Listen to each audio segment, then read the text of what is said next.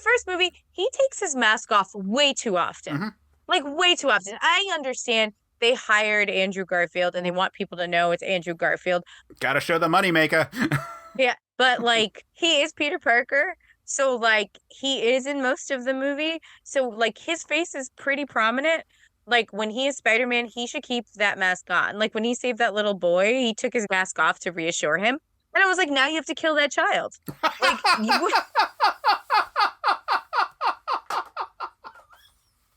Sorry. it's his secret identity. Okay. You were trying to save him, and now he's got to die.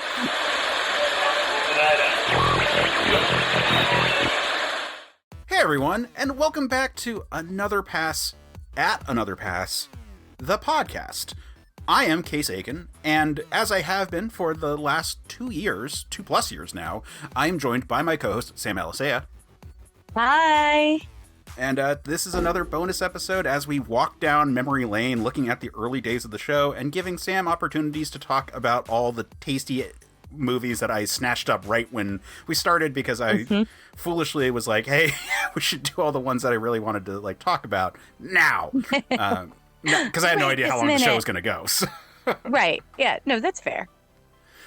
So today we are looking back at episode 4 of the show, which is a weird one because for whatever goddamn reason, I decided that we should talk about both of the Amazing Spider-Man. Which I feel like on one level is fair because they do like feed into each other.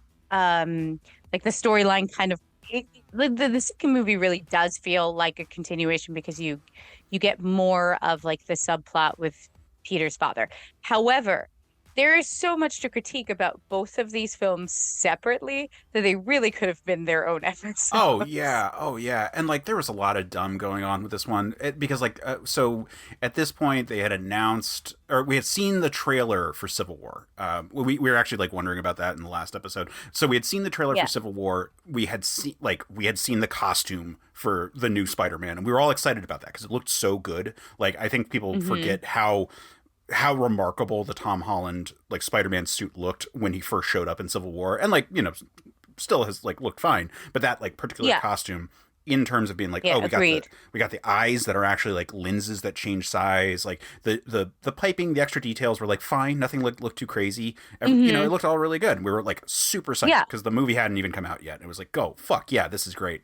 And we were very excited about it, and I wanted to talk about both of these. And then the movie came out, and at which point I had to like I rushed it to get the Spider-Man 3 episode in with Jeff. So like that episode just came up real quickly. It was like, oh shit, well let's do Spider-Man 3, so that it's like timed roughly to match up with the movie coming out. Right. Which was so dumb because I could have easily done either of these instead, or just held it, done something else. But for whatever reason, I was like, let's do both of them because I was kind of down on these movies. I think it's fair that I was influenced a lot by pop culture of the time. Listening back to it, I was surprised at some of that, but I think I was unnecessarily harsh with it. I'm just gonna let everyone know before we go into it. But yeah, this whole episode, like, I think it's a great conversation, but it was why did I do both of them? I don't know. It's honestly just remarkable to me. And I think I just didn't want to talk about either because I was just very negative at the time, going into it. But I do think the conversation we had is really good. I think we had a lot of like fun ideas in it. So why don't we get into the episode? Unless you have anything you want to like warn the audience about before.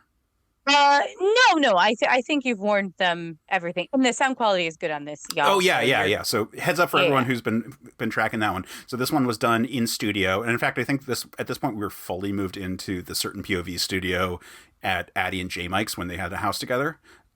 So quality's really good. Our rhythm is really good. It's me with Addy and Ben.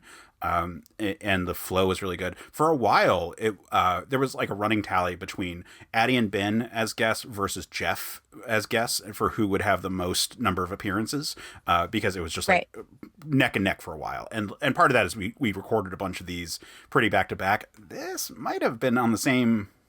We might have done this the same time that we did the Jedi one. Now that I think about that. Oh, you know what? Actually, we've got what's coming up is the Dark Knight Rises, and I think that was the same night as Jedi. Because we were pacing them out. Yeah, we're the show is evergreen, so we could kind of record whenever we wanted and then like release them where it made sense. And I don't know why I thought this one made sense at the time it did, but it did. But it's a fun episode. It's kind of quick, relatively speaking. It's a little bit longer than some of the really short ones we've had. It's not like the Mallrats one where it's just like, get to the end. But I hope you all enjoy, and I hope you are ready for a lot of talk, because we're talking about 2 movies, and the format's still kind of finding its footing, and the 3 of us really go back and forth. But it's a good conversation, and I hope you enjoy. Welcome to Certain Point of View's Another Pass podcast. Be sure to subscribe, rate, and review on iTunes. Just go to certainpov.com. Thanks, folks, for tuning in to Another Pass podcast. I'm Kay Sakin, and tonight with me we've got Ben Milton and Addy Thomas. Hey. Shocker. I know for everyone. And tonight we're going to be talking about the Amazing Spider-Man series. What was good, what was bad, and how we would remake it to make it a bit better. Because I didn't think these were particularly good, but I think there was some good moments in there, and certainly a lot to talk about. So with that, I guess we've done a few series before where we've worked our way backwards, but I think this one, the movies are such like weird clusterfucky 180s from each other. Like the first one happened and the second one's like, how do I fix everything that happened and do a totally different thing? So why don't we start with Amazing Spider-Man 1 and like talk about some ideas about it and then move on from there. So Ben, do you have some thoughts? I have 2 thoughts for Amazing Spider-Man 1. Either change everything about it or change one thing about it. What's that one thing? I would place it in college instead of high school. Every one of these actors is way too old to be in high school. It's completely I've got unbelievable. a very similar note on that one. Completely unbelievable that any of these people are in high school. That Gwen Stacy is working in Oscorp and giving tours. That was one thing that always bothered me, is that Gwen Stacy is a high school intern who isn't just answering phone calls at Oscorp. Or fetching coffee, right. She's giving tours or and filing things. Right. Even a college intern should be like, yeah. no, it's like, here's our stack of old documents. We need to keep them for legal reasons. Can you make sure that they're all alphabetized? Right. Yeah, so that was my biggest complaint about it, because I went back and watched both movies today, just to like, because I was like, I think I didn't like the first one, and I think there was things I really liked about the second one, and I came away with very different impressions. I actually really liked the first one. I thought it was a really great personal origin story. Now, look, I didn't necessarily want to see, and I don't know that I would make an origin story for Spider-Man, but when you consider that it's just... But do you think they're just Spider-Man, he's Jewish now, which makes sense out of New York. If you're coming off of the Raimi series, and I guess you want to say that this is a totally different, this is a reboot, so it's not the Raimi series. So I guess you're kind of obligated to do an origin story. Although I think that could have been done better. Yeah. But for an origin story movie, this one works really well for me. Yeah, I was fine with Martin Sheen as Uncle Ben. You know, Sally Field as Aunt May is fantastic. Yeah, I like that. I was fine with what they did, you know, in that aspect. I was fine with an origin story. I'd be okay with them not doing an origin story moving forward, because I don't want it to get played out like the Wayne's death. Yeah, I mean, at this point now, Spider-Man, I think, is the default, like, oh, they're just going to do another origin story again. We don't want to see Spider-Man's origin again, which we've been very refreshed that it sounds like they're not doing that with the new Spider-Man movies. Right. Which I think we're at the point now where that's okay. But I don't think we got to the peak of all right, I'm tired of seeing Uncle Ben die. Spider-Man's origin is so simple, and so pure. Like, I got bit by a spider, now I have spider powers, and I'm a hero because I failed to do something good. Like, we don't need to embellish it. We don't need to modernize it. We don't need to, because it's, no matter how modernized you make it, it's going to be ridiculous. Like, it's not supposed to be like, oh, here's a really plausible excuse. If they wanted a really plausible, like, Spider-Man origin, they would do Spider-Man 2099. Like Right. they would do a different series. But the like classic Spider-Man is just like this is a pure accident happens to person, and he's an average person. Now, what propels him from being an average person to being a hero? And that's the fact that he learns with great power comes great responsibility. Because the whole thing about his villains are always like they're very similar. Like they're middle of the road people, like people who are just citizens. They're not career criminals with the exception of a few. And then they do something that pushes, like they gain their powers and they make the choice to be bad. And that's to contrast with Spider-Man, who made the choice to be good. But it's not just he's innately good, and it's not just like all that. Yeah, and my big problem with both of these movies, because my one big criticism of the first movie is really a criticism of both movies, is that Peter Parker isn't necessarily an average person. There's a little bit of a predestination thing going on with him because of his parents' role. Yeah, and that in the definitely experiment. muddies the nature of who Peter Parker is. And I was not a fan. That was the thing that I didn't like, especially because the payoff for the second movie, Well, the payoff is ended really up being bad. so bad. Yeah. Let's refrain it to the first movie though for the moment. But coming back to the first movie, just watching it in the first movie, though, as I would rewatch it today, it actually works pretty well. it only works because if you have the relationship with him and Connors. You can still have Parker's dad be involved with Oscorp, but not necessarily making it predestined for Peter to be Spider-Man in some sense. But that's not revealed in the first one. Yeah, but I think you can cut. But it is heavily. Into Yeah, that. there's a lot of implications. There's a lot of intrigue around it. You have that little flash of was it a mid credits or after credits scene with the at the or not the asylum. Yeah, the in prison. asylum. The guy with the hat. Credits. Yeah. Yeah, I feel like Sony has not had the balls to do a true post credits but scene. the thing, Right. but again, but for the main movie itself, Yeah, the main. yes, Yeah. they're there, but it's not like Yes, it's- predestination. I think is a really strong word for what happens to him. Well, Yeah. but here is the thing in the first movie. Everything is coincidentally linked up. Like Gwen is coincidentally the assistant to Connors, who coincidentally works at Oscorp, where coincidentally they have a Spider-Man or a spider facility with super spiders, where Right. coincidentally this happens to be the company that sells spider webs. That coincidentally, Yeah. and then I when guess it gets welcome even to worse when you comic get to the books. next. I mean, No, but it's not like Yeah. that. Isn't how comic books work. It happens when one writer tries to do one story, but like if you look at the history of Spider-Man, there's all these crazy things, and then retroactively sometimes they try to tie it together. Yeah, But that's like making Kingpin the guy who killed Matt Murdock's dad. Oh wait, they did that before, didn't they? well, yeah, but more accurately, it's like making Joker In a bad the person movie. who killed Batman's parents. Yeah. like that starts to stretch like the world that they live in to be unbelievable. It's too small. Which okay, Here's so my thing on in a comic book series where you have infinite number of issues that you can stretch things out and tell these stories forever and ever and ever, and we're perpetually in the second act. You can do that. In a movie, you're confined to an hour and a half, 2 hours at the most to tell the story. I was okay. I agree. Like it does make the universe smaller, but I don't think at that point in time they were necessarily convinced that they were going to try and make a Spider-Man universe. not in the same way that they had for the next one. Right. And I have thoughts about that for the next one. But like talking about Amazing Spider-Man 1. Yeah. Like I agree. I think the origin story was well done.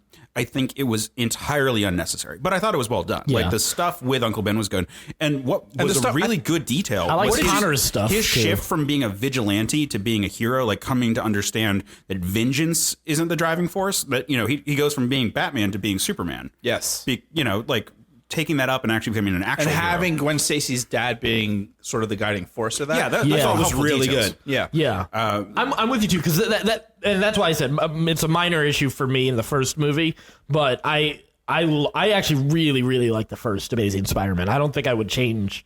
Really, I would make him in college. Yeah, That's the I only like thing the I would college change. idea. Because here's the thing. I do think coming at this movie, they were hurt by the fact that they did the origin story again because the audience, it was so soon.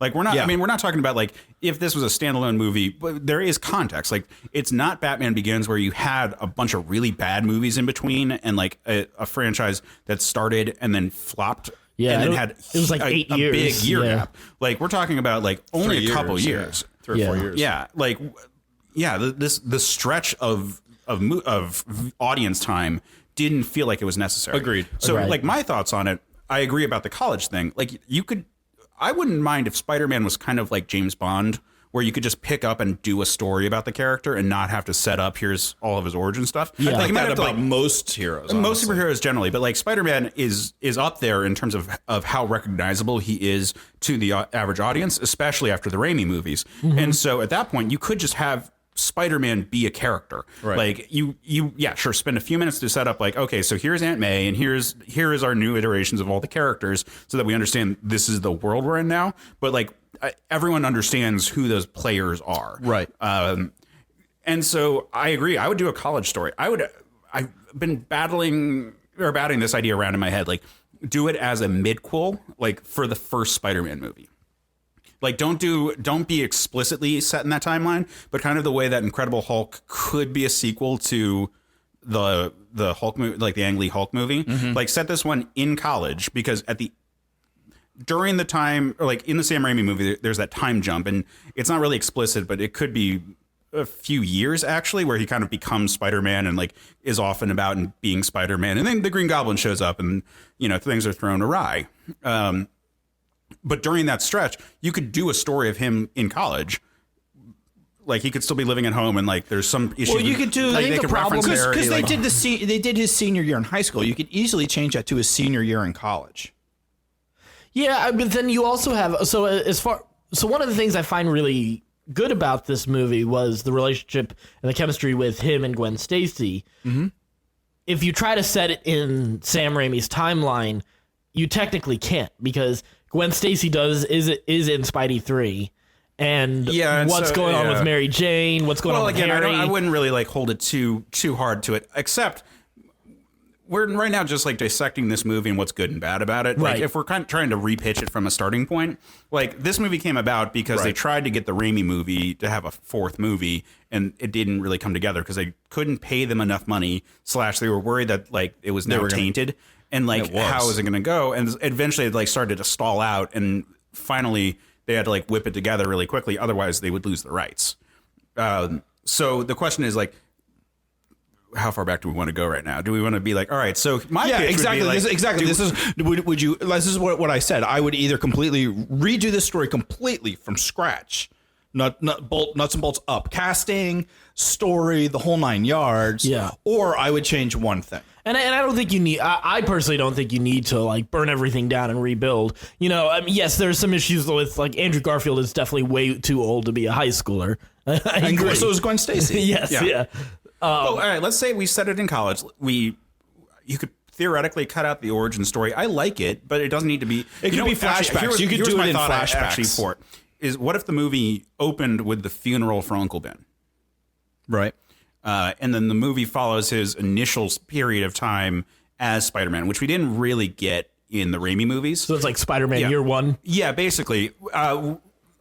Less so in this one, but an idea I had. Are you guys familiar with the series Untold Tales of Spider-Man? No. It was a really cool series that they did in the 90s by Kurt Busiek. And it was, every issue was set during a time period of other Spider-Man issues. So the stories were all high school Spider-Man stories into, I think they ultimately got to like the very beginning of his college career. But every so often they would do a timeline just so that we were clear where these fell in that chronology. And they did things to tie details together and sort of set up like, oh, this explains why this weird continuity issue happened there, or this, or here's a thing that would have happened because they had this time gap, or here's a really extreme thing that happened in this really narrow time frame, and this is how we fit it all together. I think it's like basically a writing exercise that he came up with after doing Marvels, where he had to do the wedding and then the mutant riots, or like the wedding of the Fantastic Four and the mutant riots, and realized that they had to happen on the same day. And then was like, I wonder what else could happen in that kind of window. And it'd be kind of cool if you did this sort of as like, and their marketing did this too, where it's like, here's the untold story of Spider-Man. This is what their commercials were doing.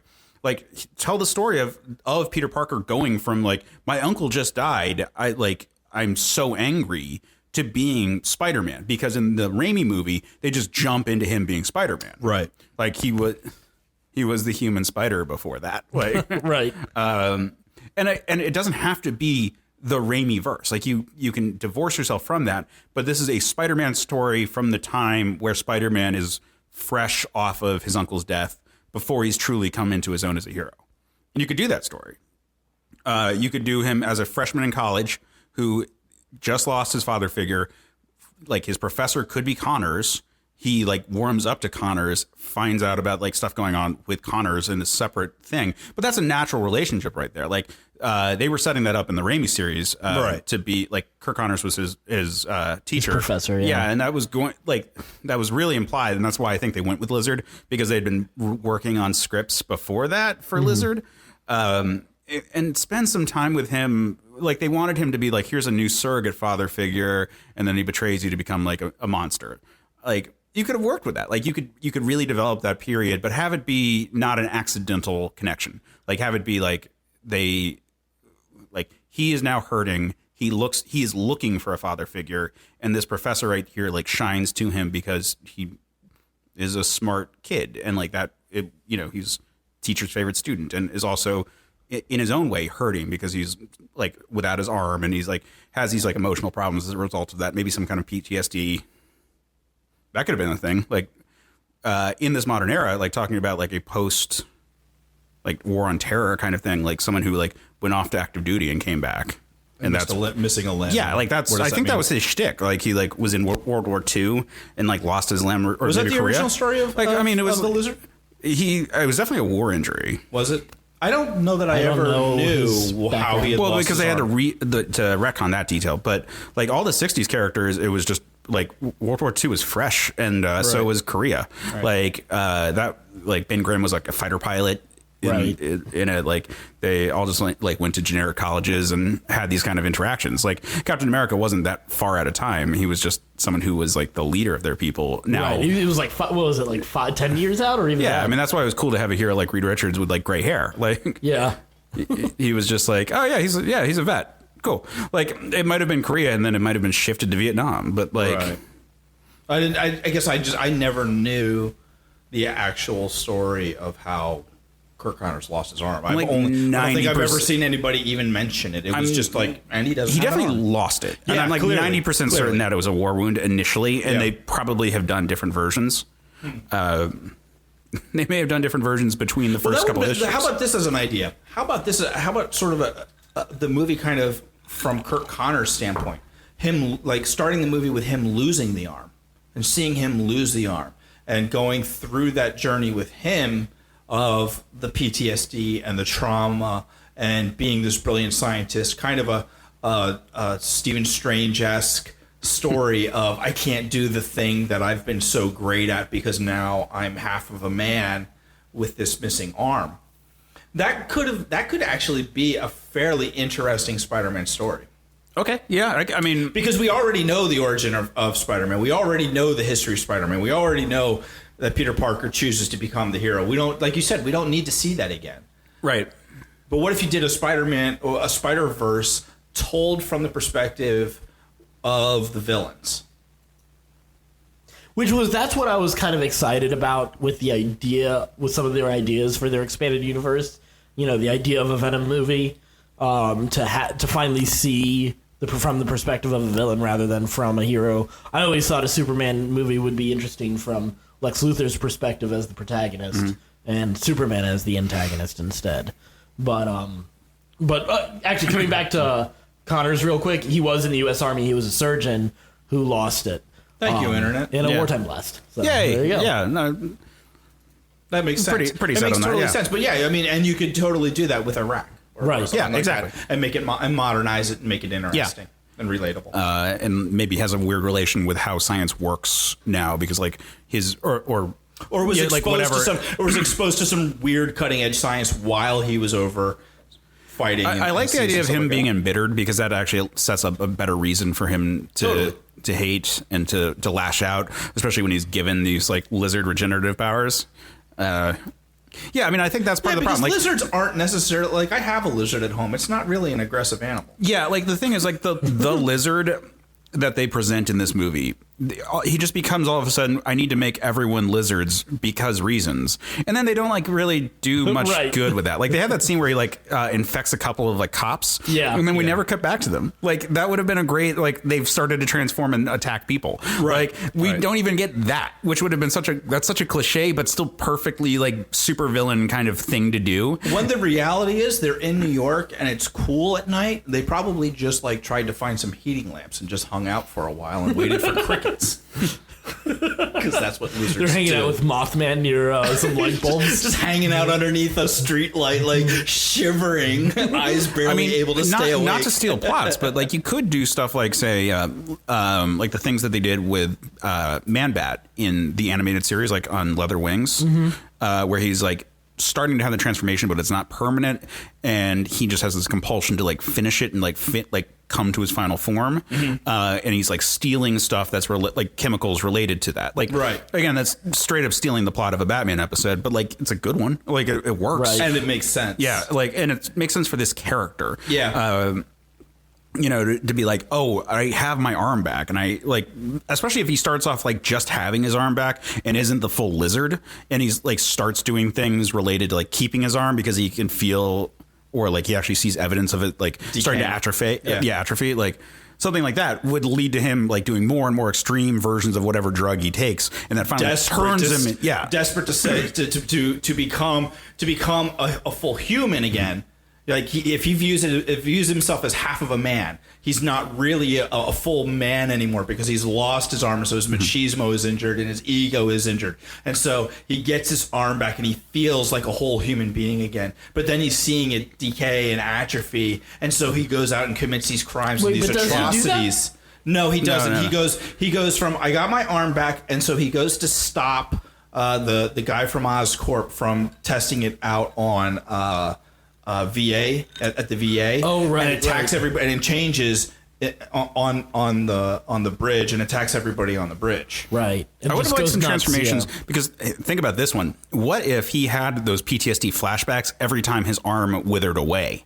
Like, and he relived that same injury. Like, that could drive a person mad because if it happened a couple of times, like we don't really see it that often. Like he transforms like what, like twice or like three times? Yeah. Like. If it happened where like he got his arm back, but it decayed by the end of the day, and like he was witnessing his arm fall off and feeling that pain, and it looked like the scene that we saw at the beginning of the movie, and then like another time and another time, and he's taking harder and harder versions of these same drugs. Like that could do some really interesting stuff with making him a compelling villain, because right now he's a cipher. Like he's just not. He doesn't have motivation.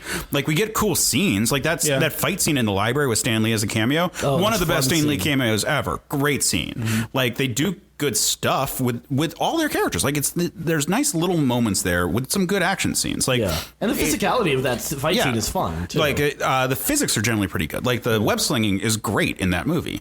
It'd be nice if he was wearing a good costume while he swung around in it. But you didn't like the costume? Oh no, I hated it. Really? Oh yeah. What about the costume did you not like? Because I thought it was pretty good. For what it was. Okay, so stepping back on a few details. So just the straight up costume. Yeah. I thought the line work was just like overdone. I thought it was like, we need to separate him from the classic Spider-Man design. So we're just going to put a bunch of new like random details all over. Okay. Did you like at least that they went to the web shooters versus the organic webs? I'm okay with web shooters. I don't like two key details about them in the movie that they did. One, he bulk orders the webbing from Oscorp.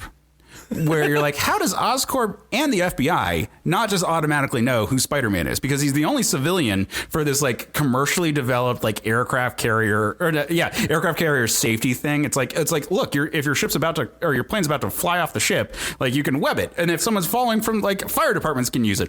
Now this one high school kid ordered like thousands of tons of the stuff. Like I thought that was so dumb.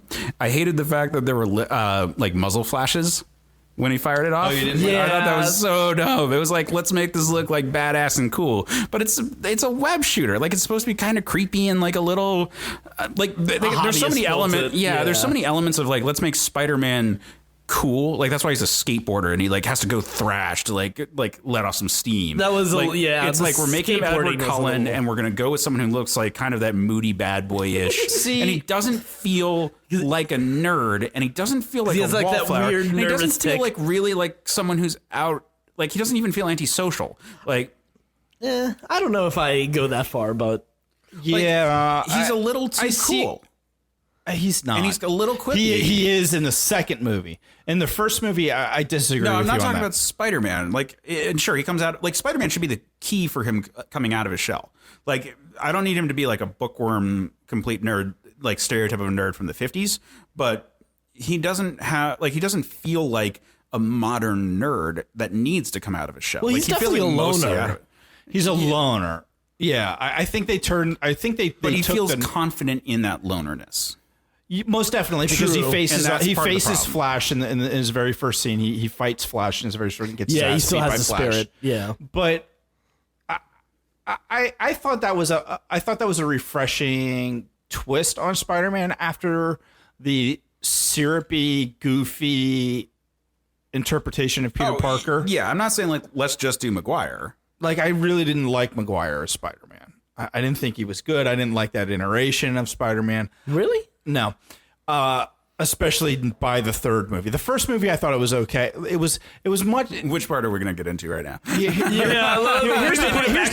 Here's the problem with comic book movies in general, or movies in general, is they have they find a pretty good tone and a pretty good story, and they keep it simple in the first movie, and then they go, we got to top it, and so let's just do more. Yeah, but the second movie didn't do that. It did a little bit. Well, with the whole like he loses his powers because of his psychology. Oh, sorry, that's true. we're talking about the Raimi second movie. Yeah. And then him like relearning to be Spider-Man. That scene, like those scenes, annoyed the hell out of me. Yeah, no, I'm with you there because Yeah. it's also weird for his like how like the moment he gets it back too. I'm a defend the damn dance in Spider-Man 3 right now. No. Here's why. Because Peter Parker, being a nerd, but being like cut loose, is like the drunk guy who's like, I think I can dance right now. He's not a good dancer. He's not actually that cool. He's doing like jazz standards in like a modern era. Like none of this should fit. But he's so damn confident in it because he's got an alien parasite clinging to his amygdala. Like that's the saving grace of that scene, because it's not about him all of a sudden, I've got my mojo, I'm cool now. It's him being like, no, I got this. I've had a couple shots, but I'm pretty good. I know what I'm doing. Just the overconfidence of that. Taking it back to Amazing Spider-Man, Yeah. and back to this. because I'm sure we'll have another episode. I think Amazing for that. Spider-Man 1 is a little small. But that works for me. Yeah. Well, that part is, you see here, it's a little small, which could be a huge strength. The personal stuff of Spider-Man coming into being a true hero and not just a vigilante, and like that exploration was one of my favorite things about it. Getting into like, here's our deep love story, that starts to make it feel like too much of an epic. The villain being kind of generic and not having really well enough developed motivations, and then kind of getting in like the hinting of the Chosen One stuff, like this like deep coincidence of everything tying it all together kind of is trying to make it almost seem like he's destined for greatness, or at least he's destined to live out the story. And that those are, I think, weaknesses of it. I can see where that turns you off. It didn't turn me off in the first movie. It definitely turned me off in the second movie. Right. Let's get to that. Let's get to that, because I feel like we've dissected the first one enough. Let me just say this for Amazing Spider-Man 1. I think you could get away without doing the full origin story. If you want to talk about the period right after Uncle Ben, I think that works really well. Yeah. And then follow that story. You can do some more stuff with Connors. I think that's the biggest problem ultimately with this movie, is that the villain just isn't very compelling and never has a good explanation for his things. Like the stuff with him like going to the VA, don't test it, like those are almost moments of him being developed, but then it just goes away in the rest of the movie, and those are problems. And before we get to the second part of this episode, don't forget, if you have other ideas, especially about the first Amazing Spider-Man 1, you can go to our website, certainpov.com, click on Another Pass, and comment on that. See if if you would you disagree change it? Yeah. on these ideas, especially the idea of him being the chosen one, or is it is it strength being the too is Connors small? the typical Marvel underdeveloped villain? Right. Yeah. Yeah. So all of that, I will say this, certainpov.com. I'm going to throw this one last part about Amazing Spider-Man 1. When I came out, I remember thinking, oh, wow, this is as close detail wise as you can get to a Spider-Man 2099 movie, because there was so much about it being like uptown, where there's like these huge buildings, which are not the way that like classic Spider-Man was built to like be around with the, you know, it, like there are a lot of like extreme lights and there's cops around, and there were a lot of like good details. And then this is like very high contrast blue and red color scheme at multiple spots. It was a little dark, but it was still there. And I thought those almost had this like look of like, oh, this is the future of New York instead of like the 60s New York. This is like, we're almost there to the 2099 New York, and you could feel Spider-Man almost getting there, which that was cool. And if anyone saw that too, I would love to hear about it. Or if you thought that I'm just crazy, but I just love Miguel O'Hara, and I would love to see like I would eventually love an actual movie, but we're never going to get it. So Amazing Spider-Man 2. What Addy. a piece of shit. All right, Ben started before Addy. What are you? No, I was talking about Addy. There's right here, man. There's so much wrong with this movie. All right. Let's start. But with what would I change in it? Well, let's start with what we liked about it first, and like if we can keep it, and then what we didn't like, and if it makes sense to toss it. What'd you like about it? I actually really, again, I like the chemistry between, Spidey and Gwen Stacy. The Gwen Stacy death actually works for me. I know it doesn't work for Ben. It worked for me. I just thought it was hilarious. I think the scene itself was fine. I think The circumstances that created spontaneous. it, the circumstances that created it with Goblin, because Goblin is so mishandled in this movie, along with so many other things. Oh yeah, but I think the death was. I think that the idea of like I was actually fine with. I think you're not a fan of this, but the ghost of Captain Stacy being there messing with Spidey, that actually works for me, because this idea of this is why he doesn't want to get back with Gwen was, I thought, a good obstacle in their relationship, so that when he does make the choice, there is the consequence of her death. I thought that plot thread did work for me. But all of that is stuff of him being Peter Parker and not so much Spider-Man. Like, it was all about, like, her deciding to go off to school in, what was it, France or London or whatever it was? I think it was London, right? You just saw it today. It was London. It was London, yeah. So, like, It's everything with Gwen constantly is like, you're not a real person. You're not, like, these are not options that people just have in front of them, where it's I'm going to be the intern. But she's in a very wealthy family. She's in a very wealthy family. But how wealthy is she really? Like, her dad's a cop. Like, top cop. Yeah. Top cop, but still, like, Yeah, they live in a really nice apartment. They do. if they want Really to, nice they could apartment. downgrade like what that top cop, or like, sorry, Mom must be loaded. Yeah. maybe, but I mean, like, sure, like if you're gonna be like a captain, I guess you well, might. maybe be, he was connected, and that's how he but got then the job. he shouldn't come off as so blue collar the whole time. Yeah, then you don't Did he come care. off as Yeah. blue collar? Well, he's Dennis Leary comes off as blue Leary. collar. Yeah, He's that's like true. the king of blue That's collar. fair. That's fair. He's Yeah, blue that's- collar before Jeff Foxworthy. Well, yeah, I was about to say the only way you can be more blue collar was Jeff Foxworthy. you got a Man, point there. wait, can you imagine that casting choice? I'm gonna need you to step away from my daughter. You might be a Spider-Man if you can shoot webs out of your legs. Well, here's the problem. You let her die. But again, that still worked for me. Like that conflict of not wanting to get back into that relationship, and then the tragic consequence of it resulting in her death. I like that thread. See, I think the problem I had with that conflict stems from the end of the movie before not feeling like he was actually going to have that problem. Like that he was trying to like honor the word, but he just really wanted to get with it and didn't really care.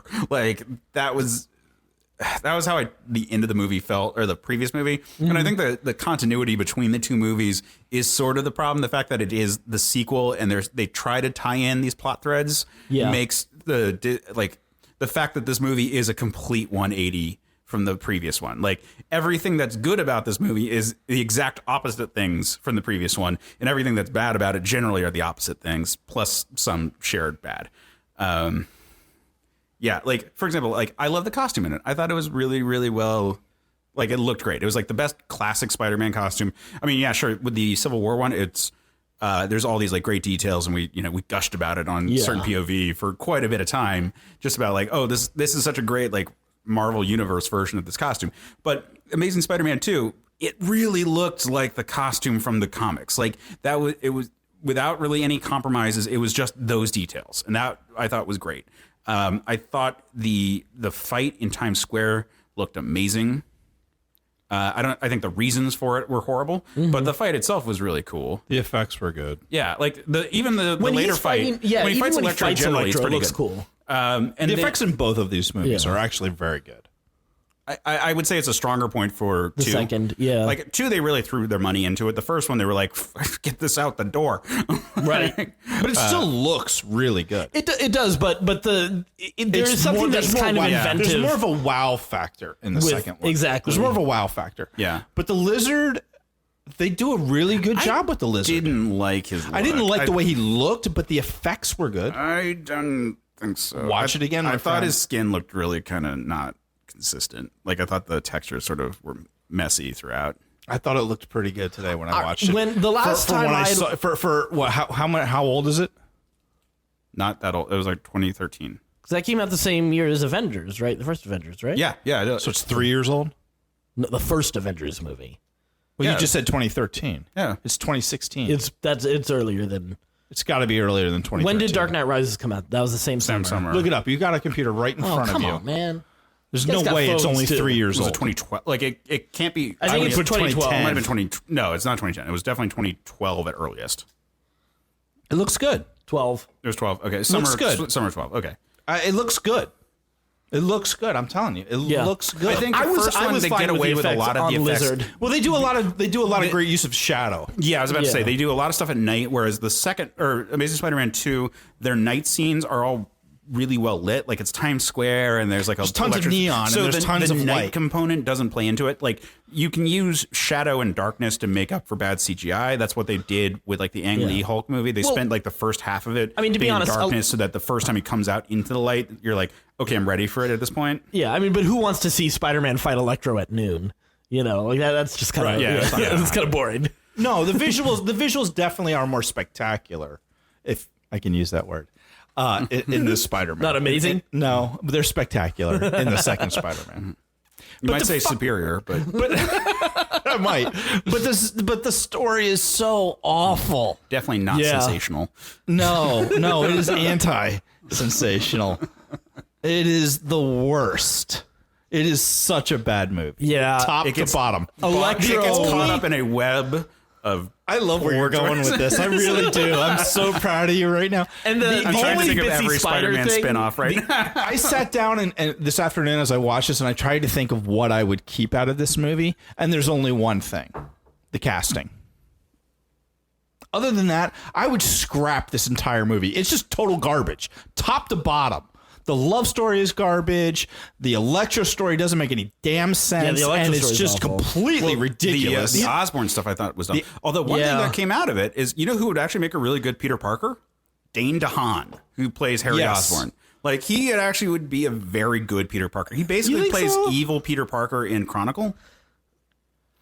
Yeah, but he's got the again. But again, He's he's too got the good evil. looking. He's but too he's got good the evil. looking. What? Yeah, I don't know if I agree I with don't that. I think he's got the evil quality going for him. That's the Like problem. I could see going gay for Andrew Garfield. I don't know if I could do it for Dane DeHaan. Like, Yeah, I like don't maybe know. if it was dark don't and know I what was you're talking lonely, but He's got like that brooding sort of like bad boy thing going for him. That's what people thought about James Franco. And that look where that went. I don't know where you're coming I from. don't know. right now. I don't know. I've had Yeah. at least 2 whiskeys. You've and 2 had a little beers. too much to drink. So do you want us to edit this out? No, I'm fine with it. I don't. Addy, take it back. I don't like. I don't like Dane DeHaan as Peter Parker. Yeah, okay, well, I don't find him attractive. Yeah, I don't think he's too dark for it. Like there is a certain darkness to him, which is what works in Chronicle, and which is why they cast him as Goblin, and it doesn't work as Goblin. But But imagine him if he was and obviously career wise he was not in a spot to play Peter Parker when the first one came out. Imagine if he was. Nope. Hold on, just imagine, like, just to go back to Amazing for a second. Okay. Imagine if he had been cast in that, but the story is about someone who is a little dark, coming to embrace the light. Like he's a little too driven by vengeance, coming to understand that it's not about like catching the bad guy; it's about protecting the weak. But we already established that story. My problem is I keep But on. I'm saying in the previous movie. See, one, Yeah. maybe. The problem I'm is not talking I about him. You should recast him right the second. Like in that movie, they should have just flipped it. But I was saying that like Dane DeHaan, I thought would have been a good Peter Parker type. Yeah, I see. I'm already seeing him as an Anakin. That would have been good instead of Maybe that's a part of the problem. Peter Parker. Andrew Garfield feels very Hayden Christensen to me. Ooh, really? Yeah, Really? Like I was like trying to picture. He has these when I was weird doing sort of notes, like, ticks to him when he's talking. That's really annoying to watch when he's Peter Parker. when I was doing my notes, I kept like trying to picture him, and then I kept realizing I was doing pictures of Hayden Christensen in my head. I see was that. like, oh no, I see that. that's bad. They And are this is similar in purely their aesthetic. style. Like, No, their style, the way they behave, the way they carry themselves, and their build is similar. Yeah. It is similar. I see that. a thing I did like about Spider-Man and not Peter Parker was that he was quippy. I think they went too far with it, but I did like that he actually made jokes because that was completely the thing missing in the Raimi movies. Right. And in the first one, And he the first wasn't one to a very certain funny. degree, He was yeah. hardly funny at all in the first one. was a he at little least- bit more he quippy, talked- though, than, he talked Raimi's more than in the version. Raimi movies. The Raimi movies, the big problem was that they never felt comfortable having him talk with the mask on. Like he makes a few jokes, but it's like muffled, and it's like, wait, hold on, aren't you're ADRing this? Like I'm pretty sure Yeah. that's CGI right now. Like you're not even like it's not like he's wearing the mask and talking. Like you can Right. get away with him being a little more verbose. Like that's the character. And Yeah. they didn't do that. Yeah. I mean, Spider-Man's appeal has always been how much he talks. So to stay away from that was off-putting in the Raimi movies, and I missed it in Amazing Spider-Man 1. I thought they went overboard with it as a sequel because it was missing so much in Amazing Spider-Man. To all of a sudden, like I think the problem was opening the jokes scene. were so bad, though. No, I'm okay with that. I'm Yeah. totally okay Yeah, with he that. doesn't have to be a good comedian. No, I Yeah, don't, I don't mean it I that don't way. want but- Louis C.K. writing his material. No. But in terms of like, it was so bad because like you were making fun of something and you weren't enjoying it either. Like there was nothing to enjoy in that movie. Like he's making jokes, but you don't like Electro. You don't like any of the characters. You don't like the story. So those jokes don't work because there's nothing to like in the story. Well, so here's my big problem with the movie as a whole, which is that I feel like it's a kitchen sink movie. Like at this point now, Marvel, so the first one came out, Avengers was just coming out. No one was quite sure if it was going to be a success. Like at this point, they had Iron Man, that was a huge hit. Hulk was not. Thor and Captain America, neither of which were they were financially good, but no one really felt like, oh, the world is together yet. Like Avengers is what brought it all together. After that, they then made Amazing Spider-Man 2, and they're like, oh shit, we need to catch up. And we know all about the Sony blueprints for all the different spin-offs and multi-franchises that they wanted to do with this really dense world that is Spider-Man. Spider-Man property has so many characters. Because it was the most popular Marvel series for a really long time. And even to this day, it's a really popular character. So there's a lot of stuff attached to Spider-Man. You can do a full movie franchise on just Spider-Man characters. Same way you can do it with X-Men.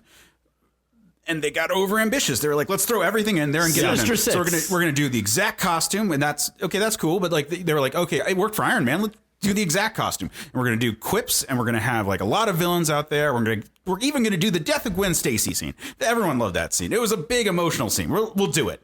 Okay, cool. And they throw everything in there. Yep. That's the problem with the movie. They're they don't pause to be here's the structure that makes sense. It's just put as many things in one spot as possible. Agreed. Totally agreed. And this, and this has sort of been my critique of a lot of sequel movies of we got to make it bigger. There was one villain in the first movie, so now we're going to have 2, maybe 3 villains. Calm down. Just tell a goddamn good story. Wait, if you're going to build a universe, let me finish it. If you're going to build a universe, build it one character at a time. Build it one story at a time so we care about these characters enough so that when there is a payoff and a big event, much like how comic books work, small story, small story, small story, small story, big event. This movie felt like it went from small, good told story in Amazing Spider-Man 1 to big event. I don't give a fuck about any of these people. None of this makes any sense. That was my opinion of Amazing I've got Spider-Man a counter 2. pitch on this one, which is doubling down on the villains. So I agree with you generally. But I think one problem with superhero movies in general is that they need to set up here. This movie is about now the real threat emerges, and this person is such a colossal threat. How will they ever rise to the challenge of this one particular threat? And I think that every movie has to do this to a certain regard. But like the way that the hype machine works for movies, that they're like, oh, now all your villains are circling you and they're coming to destroy you.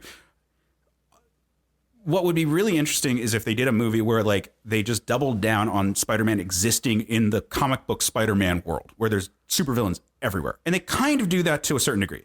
Like they set up Rhino, and they have other characters in there. But what if, and this is my big tie-in for the Untold Tales of Spider-Man reference, this was a thing that was happening. Like someone, like the whole plan to create supervillains, like as being a teaser for here, we're going to do a Sinister Six movie, was actually, this was already happening. Like we've already missed a few villains because their stories aren't even like aren't even big enough to talk about right now. Like Vulture just happened and he's in prison now. But kind of like the way they've sort of set up for like Suicide Squad era Batman, where like he's had villains already. He's already been doing stuff. Like we haven't watched every step along the way. He didn't defeat Two-Face and then retire because we weren't watching a movie in that time span. So obviously he wasn't doing anything. Right. Like what if the movie really doubled down on that detail and had an Osborn setting it up behind the scenes? Like why are supervillains showing up? What is happening? And like the mystery of why there's all these things happening is that someone is actually setting the whole stage. And that allows for a Green Goblin reveal at the end of the movie to actually have payoff, because he's been, like, we've been watching it, but like Spider-Man has not been aware of him this whole time. And the final reveal of a Green Goblin is the culmination to the real villain. I like that a lot. Yeah, that would Like, be what if Electro is just the one he improvement. can't capture because he's electric and he can disappear into the power grid? And so that's the one that keeps recurring. And so he's been trying to catch this one, and maybe he's being burned a little raw by all of this. Like the same way that like Nightfall Batman was worked so raw by fighting all the Arkham Asylum criminals that when Bane shows up, like Batman never had a chance, because we're not talking about Batman with prep time at 100%. We're talking about Batman with zero prep time and about to pass out just because, let alone that he's about to get into a fight. Right. Like if Dr. Octopus, if Green Goblin, or not Green Goblin, like if the Executioner, like in Untold Tales of Spider-Man, they set up this idea that there were a lot of criminals who were stealing things that were instrumental to the Green Goblin, like weapon suite. And that some of them were testing out devices. So like there was the Executioner who had like a Green Goblin style glider, and he had like a powered like axe that he used, and he was just straight up a henchman for Green Goblin. Like there was Scorcher who had like a fire-based suit, and it was basically like all of these were like prototypes of like one part of the tech suite that is the Green Goblin armor, because he's got all these gadgets. It's not just one thing that does it. And at the end, it's not like a Megazord of like, here's all the supervillains you fought, now all come together in this one villain. But like Green Goblin is revealed to finally be the person who's been setting all this stuff up. And sure, we could do Harry, and Harry could have. Well, the problem is like Harry having any like personal connection with Peter and screws up the first movie. Like everything they try to do in the second movie is bound by the first movie, and that makes it worse. Yep, because it doesn't make any sense, because the first movie was setting up like nothing. It was just like, okay, we need to do a Spider-Man movie, and we'll do the origin story again, which the reason why that's bad for that movie is because it wasn't setting up a bigger world. It was just like, here's a couple, we'll throw a few things out there. But the only setup it tried doing was the stuff. It wasn't like they had a grand plan, which could have justified a new origin story. Right. The second one has a big plan, or at least it has like a marketing sheet. Like people have called it a trailer for the movies that Sony wanted to make. Right. Which is fair. Yeah. But so imagine a world where it's Peter Parker really being Spider-Man and really trying very hard. And that way, when like yet another supervillain shows up, it's not because like at this point he's now like the way the actual movies play out. He fights the Lizard. It's implied he fights some criminals between then, including a Russian gangster. And then he fights Electro and the Green Goblin all in like a very short period of time. And then someone shows up in a powered suit of Rhino armor. Like that would be a much bigger deal, because it's only like number 4 in like the actual list of supervillains out there. But if it was a world where supervillains were constantly attacking New York, and they really like embrace this idea that Spider-Man lives in that world, and say 50% of them were Osborn creations, Like, it's not all Osborn, because that's too much. But, like, Electro could be, like, one of the non-Osborn ones, which is why it's so weird. Like, why he's so elusive and why he's not tech specifically. He's actually a metahuman. But, like, the tech ones are secretly all actually tied together. And maybe, like, Spider-Man catches them and the police take them in and they die. Like, whatever tech implants are actually causing the, preventing them from being, like, questioned and interrogated. So there's this mystery about, like, why are supervillains existing? Like, this isn't a thing that happened before, but now we live in this. You would kill them off. Maybe some of them, like the ones who Vulture would be dead. They'd put him in Rikers and then he'd die. Potentially, yeah. Or maybe Vulture wouldn't be, because Vulture was just like someone who was working on this thing and went crazy and stole it to, like, this magnet thing that allowed him to fly.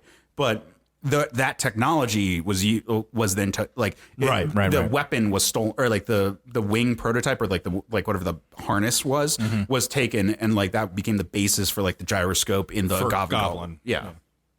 But, like, that's a great idea. That's a much better take. And you also have the chance to finally see him kind of take on 3 villains at once, or at some point or another. Yeah, because then you can do a couple action scenes that don't have the stakes of, like, this is your ultimate threat, right? But you could do like a serious fight, like that the action scene that everyone loved from the trailer, where he like webs the manhole cover and he's about to whip it into the Rhino. Like, they could have done a few scenes like that, so that it doesn't feel so cheap that the end of the movie is like just what we saw in the trailer. Oh God, that was so disappointing. There's only 2 scenes in this movie as it stands that I like. The one that made you cry? There's one that makes me cry, which is Rhino and the little kid. Yeah. Because at that point in time in my life, I was a foster care parent for this little boy. So it hit me right in the feels, caught me just right in the feels after sitting through just an awful movie. Well, and the setup for that scene when Spidey interacts with that kid earlier in the movie so too, good. is good. It's really, like, I really love that scene. Yeah. And then I love when Gwen Stacy dies. Yeah. Addy and I went to see this movie together. I'm still horrified that you laughed. I laughed so loud. That, however, was not unique. I know a lot of people who know. It's hilarious. I looked at him and I was like, what? Because the Green Goblin is not well set up. Like, yeah, sure, Harry Osborn is, but all of the logic for why he becomes Green Goblin does anything. Not even Harry Osborn is really set up. In the movie, he's at least around the whole time. Like, sorry, but I don't like mean to say that, like, but the conflict they explain over, his like, conflict. I'm saying that's not well explained. That's true. I'm just saying that at least we know who he is. Yes. He doesn't literally just show up. Yeah. Right. But the Green Goblin does. Like, Harry Osborn is around the whole movie, but we don't understand why he would fight Peter. None of the reasons that they talk about in the movie make sense. Like the Sam Raimi movie set up 3 movies for a fight between Harry Osborn and Peter Parker. Right. And it still didn't feel like it was enough for them to really bad blood. Exactly. Like, it felt like they were still, they should be friends right now. Like, he's a little, like, why is he that pissed off? Is he drunk? He might be drunk. Okay. Yeah. And that could be the explanation I've for that. known all of you for almost 10 years. And honestly, I wouldn't fight you the way that Harry Osborn fights Peter. Like, it just doesn't make any sense. Yeah. There's no history there. And I probably hate both of you more than what Harry has reason to hate certainly Peter. an amazing. What was it? Yeah. Right? It's like, oh, will you give me your blood? No. I understand. Oh, I get it. Okay. Like, oh yeah, it is your blood. It's radioactive, right? Yeah. Okay. Right. Okay. Yeah. get All right. that. It's probably not good for me. But like, why doesn't Harry Osborn know that he's Spider-Man? Because his dad's company sold him in bulk all of the goddamn webbing. He bought it with using Aunt May's card, so it was hard to track. And also, that's kind of the thing. It's like in the trailers they had. It's like, oh, you've been on file for a while. Oh, what? Like, why is that? Isn't that the question of the day? That scene's not in the movie, so we don't have any of those scenes. Like, if Norman Osborn was always going to go after Peter, and like he just happened to die from this disease first. That could be interesting too. Like, what if Norman Osborn was setting this whole thing up and then just died abruptly before he could like be the Green Goblin, finish it off, and then like, I mean, it wouldn't make sense for Harry to become the Green Goblin, but at least these are interesting things you could do that are different. Did you like the blood disease? Oh no. I didn't like it either. I thought it was so dumb. It didn't make any sense. The big thing is that why is Harry that worried about it when his dad was like 60 and finally succumbing to it? It's like, you've inherited the same condition, so maybe at some point in 40 years you are going to start dying. Like, he's got a lot of time. I don't know why. Like, they never explain why it would be a big threat for him, and it's definitely not just that he injected himself with Spider-Man's blood, although that does stuff to him. Like, it just doesn't make any sense. Right. Like it's a weak excuse for it. It's an awful is MacGuffin. never explained. Yeah, it's a bad MacGuffin. It is. There's really not. Other than those two scenes, there's nothing that I like about this movie. I hate the interpretation of Electro in this movie. Okay. Hate it. Yeah. There's nothing I like about Electro in this movie. The look of him, I'm fine with. I'm okay with the dubstep. Like it's not the Itsy Spider. Yeah. That was bad. But like having dubstep kind of themes for it, like doing electro kind of things. I like the scene of him suddenly realizing that he was on all the TV screens. That was cool. Like, the discovery of himself and his powers. In terms of him coming into his own. But the character before it didn't quite make sense. The fact that, again, he feels so betrayed by Spider-Man for a thing that no one would actually feel betrayed by. Right, weird, obsessive. Like, it seemed to, like, well, the nerd that Andrew Garfield wasn't, they went like full on into a weird nerd stereotype that doesn't even feel like a real nerd stereotype. It's just it was like a 1980s movie, like a stereotype of like it was like really over the top. It was like the Jim Carrey Riddler. Yes. What if they open the movie again doing like, let's focus on the villain for a second, and he's super obsessed with with both Spider-Man and Peter Parker, or just Spider-Man. Like he's so obsessed with Spider-Man, and we follow the movie leading up to the transformation with that in a world where Spider-Man's fighting a lot of villains. Right. And then he shows up as a villain who's not tech-based, so he's actually a metahuman just like Spider-Man, which is a little different than most of these supervillains. Mm-hmm. And then we create a world where like it kind of is more compelling. But even then, it's not like we need to like explain why he's crazy enough to fight Spider-Man and like what he. Well, the thing is, he just needed to be a henchman. Yeah. You didn't need it. Not every villain needs to be developed. Yeah. At the end of the day. I mean, he could just be a force of nature. Like once he becomes electric, he like doesn't have the reasoning. He just is a creature of chaos. Loses his humanity. Yeah. Like slowly slipping away. But we don't get any of those scenes. And like the fact that he like links up with Osborn and then just becomes his henchman it's so worthless. Like he might it neuters him. Yeah, I mean, like the fact of the matter is he's less well developed than like a Power Rangers villain, and that's kind of depressing. I can't argue with that. I know. Actually, I was thinking exactly like Ivan Ooze. He's up there with like the recent version of Apocalypse. Oh yeah. Well, anyway, so like this is my pitch. Like that world full of supervillains, Spider-Man's like actually an active like participant. And then like Osborn's pulling the scenes behind the strings. That's my main pitch to like fix this movie, because they wanted to have a big world. Like that part, like we have to acknowledge what the studio execs would do. They wanted a big world. They wanted to set up potential like spin-offs and sequels.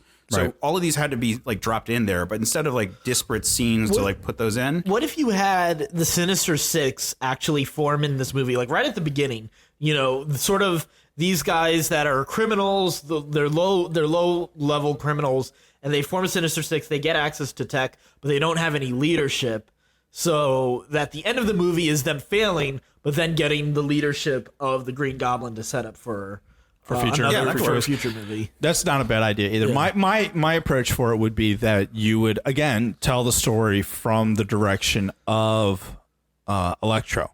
And it would really be an Electro movie. Mm-hmm. Sort of everything would be told through his eyes of what's happening. Because what we know about this universe was like all the spin-offs were there was going to be a Venom movie, there was going to be a Sinister Six movie, and a Spider-Man sequel. And a Spider-Man sequel. So we know that like they were already kind of directing it into let's tell these stories through the eyes of the villain.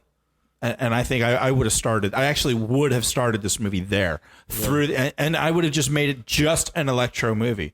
I think that we rush too quickly to have these team up movies when in reality the team up needs to happen as like an Avengers movie where it's a payoff of a bunch of other individual movies that can be told and stand on their own as an individual movie. So maybe would have had nods to some other things going on at that point in time, but I would have made this strictly an Electro movie.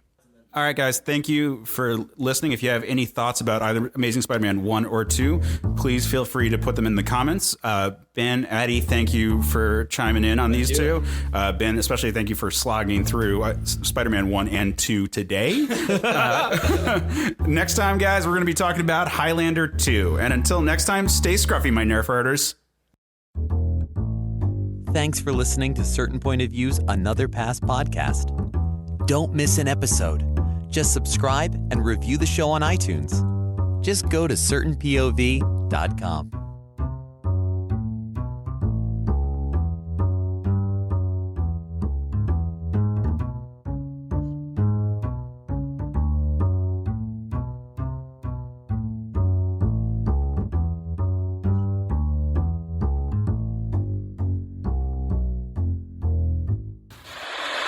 And we're back.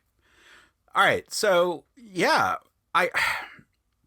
listening to this episode, I'm like, why did I do two? Like, we could have easily spent way more time on either, and we'd like blitz through both. I feel like, so listening to this, so I, full disclosure to people listening at home, I was not interested in seeing either of these Spider-Man movies.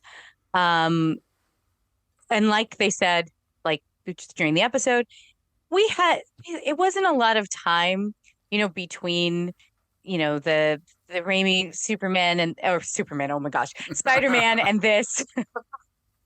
I'm acting like I'm the one that just had a baby. Um, like there wasn't a lot of time, from the last series to this, and this was just like a reboot to make sure that they didn't lose this character, and they kept control of that. And I was just like not really interested. I wasn't interested in seeing Andrew Garfield play Spider-Man at all. And I'm gonna say that I actually do not regret that I did not watch them. I actually think that the biggest issue for me about these movies is they're not fun. Um, they're not fun. There's some really great stuff in there, and I do think that all the performances are really good, but I didn't need a not fun Spider-Man, if that makes sense. Mhm. So although I think that there were some cool things that they were working with, and some like awesome thing, like some like actual cool scenes like in the first and even in the second film, I just I know that the universe and the internet has come around on these movies, but I don't know that the first reviews of them were completely incorrect. Yeah, yeah. Like I feel like we have a nostalgia, or there are certain people that have a nostalgia for it because Andrew Garfield is an incredibly charming person, and the moments that he and Emma Stone are on screen together, they really do have amazing chemistry. There's really good moments. The library scene is, yes, hilarious. I know, Case, you mentioned that in the episode. And there are some like fun things working here, but I agree with with what point that was made in this episode, where like making him predestined to be the Spider-Man is really hard, in the same way that I feel like one of the things, because I actually really do enjoy Tom Holland's Spider-Man. I love those movies a lot. But one of the things that always bothers me is that since he's got a billionaire backing him, it never really feels like, one of the things that I like about Peter is that he's always struggling and overcoming. And should they happen to make another Tom Holland film, I hope that while he's in his college years, when we'll find him in that struggle that Peter is kind of known for. It's one of the things I like about the character, and I think it's one of the things about the the MCU Peter that I kind of miss, right? Because like Stark was basically sponsoring him, right? So the idea of like financial woes or anything like that is not there. That tension that Peter has with being a hero, and can you really afford to be a hero? Can you really afford to live your dreams? Can you really? That doesn't really exist in the MCU. I think here the bigger issue is if you make him like the chosen one rather than some kid who happened upon this power and then has to deal with that power. You're taking away something that's actually really beautiful about the character. And so I think that I think for me, those are the flaws for, between those two different reiterations of Peter. But with this film, I just feel like, I guess, number one, the city never feels really like New York to me, like ever. Like it's always like, I just feels like studio lot. Like the second movie, they do a lot more like on location things, like even the Times Square scene and things like that. But the first movie, Yeah, Midtown feels right. Yeah. I think actually in both, because like the big climax, like the Oscorp building and stuff, that's like up by like 8th Avenue and like 55th Street, roughly in setting, and like that those parts look about right. But the lived in areas, like the places where people go when they want to be there, as opposed to when they are at work, Yeah. not so much. And I definitely agree with you that the actors are too old for the role that they're in, for like, high school kids. And I also Well, just and think, both, and like the big one we kept talking about, it's not just that the actors are too old for the role of high school, but then the roles that they are playing in the movie don't yeah, make sense for high school, which was like even weirder. like I was just like, wow, like Oscorp really needs free labor because they're having a high school student give tours. Right? Like, and don't get me wrong, like I know that Gwen's supposed to be like super duper smart, but like also she's giving tours. She's Yeah. leading the tour. It's not even like she's assisting someone who's on the tour. Like it was kind of like I assume the high school student would be doing. Be like, Gwen, can you press the button? I'm like, then she switches the slideshow kind of thing, Yeah. like I think that is kind of not there. The only thing is I know that you guys were really down on Electro, and like I actually did not mind him. I actually felt like there was something really beautiful in the not being seen. I thought it was like a very like I felt, and maybe like this, it's on the other side of like everything that happened in 2020, but I just felt like this is a man who is an outsider, and he's black, and people don't respect him, and they've stolen his stuff, and Spider-Man was the only one who said he needed him, and then it turned out that Spider-Man didn't even defend him from the cops, and like he just everything's a lie. And I actually thought that for the very little that the script gave him, Jamie Foxx gave a lot. And I actually like appreciated the character within this very like flawed film that tries to do too much. And I wish that they had let him kind of explore some of those themes more, Mhm. of like this like not belonging, and like what would make someone who seemingly just wants to be acknowledged, right? Because that's like, I think that's what makes the "you see me" line, in Times Square so resonant for me, Mhm. because the truth is that he hasn't been seen, and he's always overlooked. And I think that the person that deserves like if there's redemption or finding redemption at all in these movies, it wasn't our Andrew Garfield Spider-Man. It was actually Jamie Foxx's Electro. I will also say that Andrew Garfield's not funny. And I'm sorry, Andrew Garfield, your humor is too dry for a New Yorker, and you know what? I'm sorry, y'all. On the internet, they kept telling me, don't hate on him. He's not a bad Spider-Man. I'm not buying it. Yeah, I mean, like, I am very excited to have this conversation because of the reckoning of Andrew Garfield post No Way Home, and it is fun to, and frankly, that also extends to both the Lizard and to Electro. Spoilers if you haven't seen No Way Home, the characters that show up in the trailer are in that movie. Although also you do not need to watch either of these movies to understand it, because I saw No Way Home and I was like, oh, it's from there. I'm good. Yeah. Like I only watched these movies because we were discussing it today. I think that Electro, I like the ideas behind him, and I in the episode I like talk about both the look, and there's a lot of things I enjoy about it. I think that the origin, I stand by being like, what the fuck, man? He's got enough like animal themed villains. Like, you don't need to like make electric eels the like MacGuffin to get to him having electric powers. Yeah, Like, that's probably true. that was real weird, especially the way they did it was really strange. And I think it's underwritten, that component. Like, I agree, the Times Square scene I rather like in that movie, just in general, and a lot of stuff with Spider-Man in Spider-Man 2 I really like, because he looks fantastic, and there like he actually makes jokes like it might be a little over the top, but when he's wearing like the fireman hat and like using the fire hose and stuff, like those are moments that like feel a bit like a comic book Spider-Man for me, and like I like those bits in that second movie. And I think the second movie course corrects some of the issues I had with the first, and like I said in the episode, and it makes it a bunch of new mistakes, and then also doubles down on this whole like shared like destiny of Spider-Man kind of thing, which is like all kind of weird. I think that Jamie Foxx showed in No Way Home that he can really make Electro feel really solid and like feel like a really good character that you can understand and buy. And I think that there's a lot of elements there. It did rub me the wrong way that he's basically just doing the same thing as like the Jim Carrey Riddler from Batman Forever, which is also fine. I just think it's just underwritten in the movie that we got until he's actually Electro, and at that point, like, he's already turned. Motivation is a big issue I have with all the villains in these movies.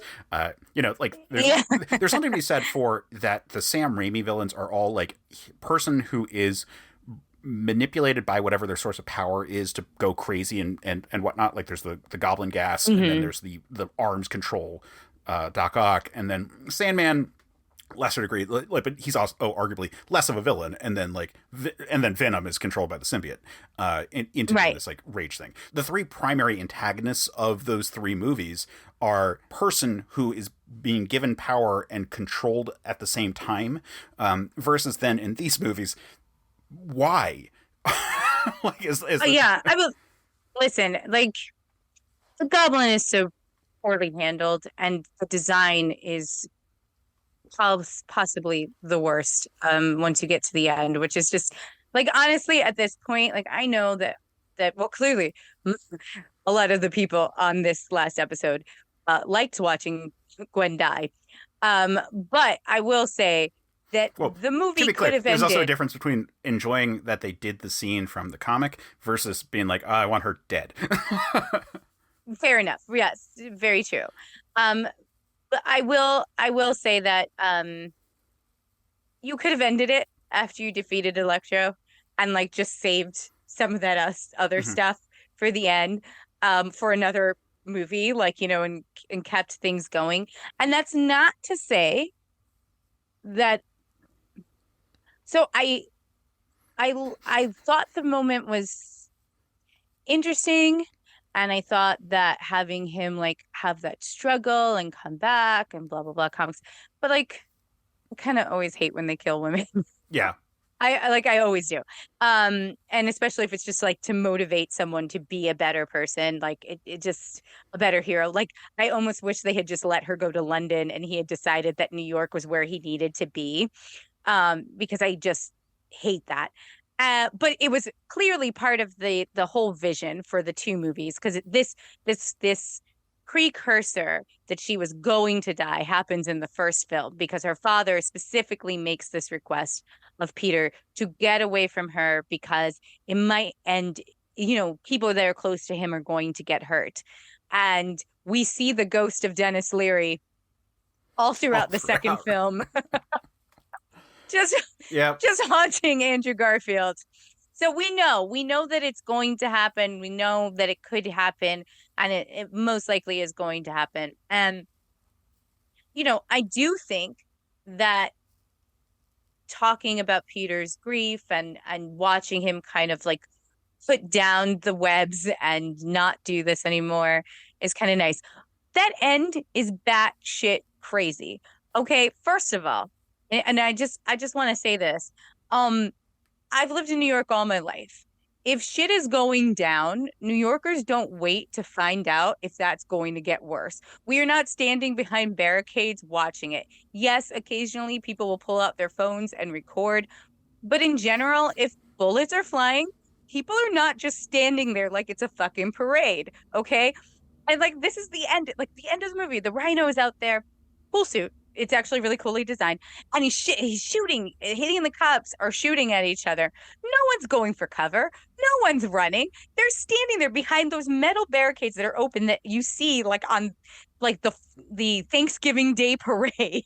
And this child just gets away from I was just like, why is she still standing there? Why isn't CPS called on this mom? What the heck is going on? And it's all for this moment where the kid comes out and it's like, I'm standing up. I'm Spider-Man, which is like cute, right? On some level, but it's just like not logical. Like it's just pure manipulation to be like, "Aw, even the smallest of us is a hero." No, kid, you should have been dead. The rhino should have killed you. Right. You would have been hit with a spare, like, like a flying bullet as you ran out, probably from the cops, friendly fire. Like, it's just so silly. Now, I do like that Spider-Man drops down and thanks the kid, and then he's like, "Hey, Spider-Man, go check on your mom." That was super cute. This is just a cute Mhm. moment. It was the kid who he saved his science project before, and that was kind of cute too. But it's just manipulation, and I was like kind of not down with it. I was like, I know I'm being forced to feel these things, and I'm annoyed. Yeah, yeah.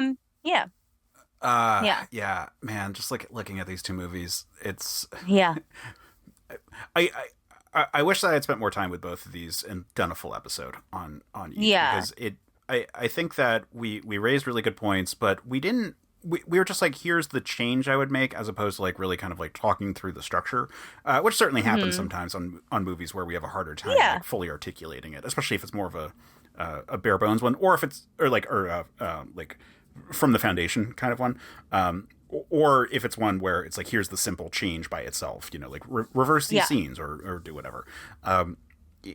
Like, man, I do really like the pitch I gave of like, have more villains. Just like in the second movie, like have a world where Spider-Man is an active participant already, and we're seeing a bunch of this stuff, because that way, yeah, like the last scene where he like where we finally get this really cool shot of Spider-Man like swinging into action, doing like the whole like manhole cover bit. Like, that's cool. If that was all over the movie with like just there's a bunch of villains, like that would have been awesome. yeah. Because like they're starting to set that up, and they could have like really built on those kind of things. Yeah, and they kind of have some of that stuff, but they don't spend enough time on it, because there is Yeah. like a time where he sets up his camera and he's like taking pictures and he's selling, because that's how like Osborn kind of like asks him, like Harry asks him like, "Hey, like, do you know Spider-Man?" You know, um, I'm like, "Can you talk to him? I want his blood." Which is Yeah. so like just such a like kind of strange thing. I have to say, you also made a really good point in this like episode. I I too found myself wondering why the disease was progressing so much for like quicker in Mhm. Harry than his father, since his father was like definitely a lot older Yeah. and then just succumbing. Like I was like, I felt like they could have. I mean, I wasn't crazy about like the disease in the first place, but they could have fixed that by simply like putting in a line about something about him genetically, made it like age, like like the like something about it like moving more rapidly through his body, Mhm. and so, and we're already talking about molecules and blood and radioactive shit anyway. So I don't think that it would have been like so terrible for even the scenes between him and Peter discussing that he was sick, him explaining to Peter, like, yeah, unfortunately for me, it's progressing a lot faster than in my father. Because I think that would have just, even that one line would have made it a little, Yeah. it would have removed that question in my head at least. Because I was like, but his dad lived to like 50. He's got time. Like, why is he so desperate right this minute, right now? Like, Yeah. why, you know, and I feel like, had somehow, you know, or even if he had said like he had already started experimenting with some stuff, since he was young, to try to buck it, and that somehow like they had done the wrong thing and it had accelerated it, which is another reason why his dad also like was so hungry to get the cure, like, and then make like Harry also the reason why his dad became as ruthless as he was, because not only was it killing him, but it was killing his son faster. Like, Oh I yeah, think yeah. that would have like kind of like made it more acceptable that he would off someone who was his friend and who worked with him and spent time with his son, because he was like saving his kid, not just himself, but his kid, and like, you know, and then that's why, because I think the problem is that you don't, that Harry is desperate. And I think that the actor portrays that. Like, I don't think that, but in the script, there's nothing to tell us why. Like, Right. That's why is he so desperate? Like, why is it like you have to give me your blood right now, Spider-Man, or I'm going to send this guy that eats electricity into the city to destroy it, you and the rest of Oscorp. Like, why am I going for full destruction right this Yep. minute? You know? So I feel like that actually would have solved a lot of the issue. And then you could have even like said, like, well, he's already got one thing in his system that genetically like altered him, and then adding the spider venom turned him into Green Goblin. And yes, again, blah, blah, blah, very strange things that we're doing. But I think that like in that case, it would have been like, oh shit, I just think like we don't understand why Harry can't wait another like 10 years to like do research and figure it out. Like why he can't let Spider-Man donate a little blood and then do some tests. Yeah. Like why he has to inject it right away. There's so many questions, and the blood situation where it has to happen immediately is so weird. I mean, because like you brought up a great point of like, well, what if it was, the dad like kind of rushing through and they have an explanation for why Harry is progressing faster, or it could have been a scenario where the dad's like main goal was synthesizing something that occurred in nature but they didn't have a lot of, and maybe the dad's ran out and that's why he's now like dying, and like, like he never explained what the medicine was, but hey, it's the last of like what we were able to like carve out and we've never been able to replicate it artificially, kind of thing.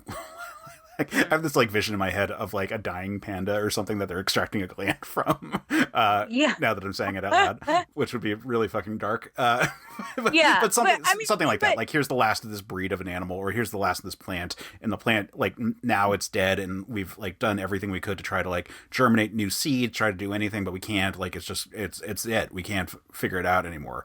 Yeah. Which could be like some sort of tie-in if you wanted to build other kind of concepts there. So, yeah, like the Harry part is just so mind-blowingly dumb that like even once he gets the blood, it's like, why the fuck do you rush into this? Like, have the character in the background. Like, I referenced the Untold Tales of Spider-Man series in the episode, and that was really cool because like he never really confronts the Green Goblin in that series. If he does, it's like at the very end of it all. It's that the character is in the background, actually setting up and like manipulating behind the scenes, stealing things that will eventually lead to the Green Goblin, so that we can spend all this time with the character who had by the by the 90s had become very important to the Spider-Man mythos, but was introduced way later into the series than people give it credit for. Like, he's a much later villain than people think, and like Spider-Man had been an active character for a long time at that point, and all of a sudden it's like, oh well, here's the Green Goblin, and then also he has a son who becomes Spider-Man's best friend, like way more important in retcon. So this was a great way of like introducing that stuff way earlier and starting to build out that character. And you could have had Harry or Norman, because like, God, Chris Cooper, great casting choice for Norman, and fucking wasted in this movie, like, doing the exact same scene as Charlton Heston in the Planet of the Apes movie, or the the remake Planet of the Apes. Like, fucking great casting. Like, I'm shocked that they had the balls to have like a Norman Osborn in the sequel, and I guess they kind of had to because they have Harry, but he could have just been whereas they at no point decided to do J.K. Simmons' replacement as J. Jonah Jameson. Like, I think also like, so I think that like, you could have still had Gwen pass away. You could have still done that moment. You could have had Electro do it. You could have had one of the other villains, and you could have kept Harry in the background kind of orchestrating things, because he felt that like Spider-Man wasn't giving him what he needed, and he figured out that like Gwen was important to him. And then actually had Green Goblin for another movie, and also designed his costume so much better because it was shit. And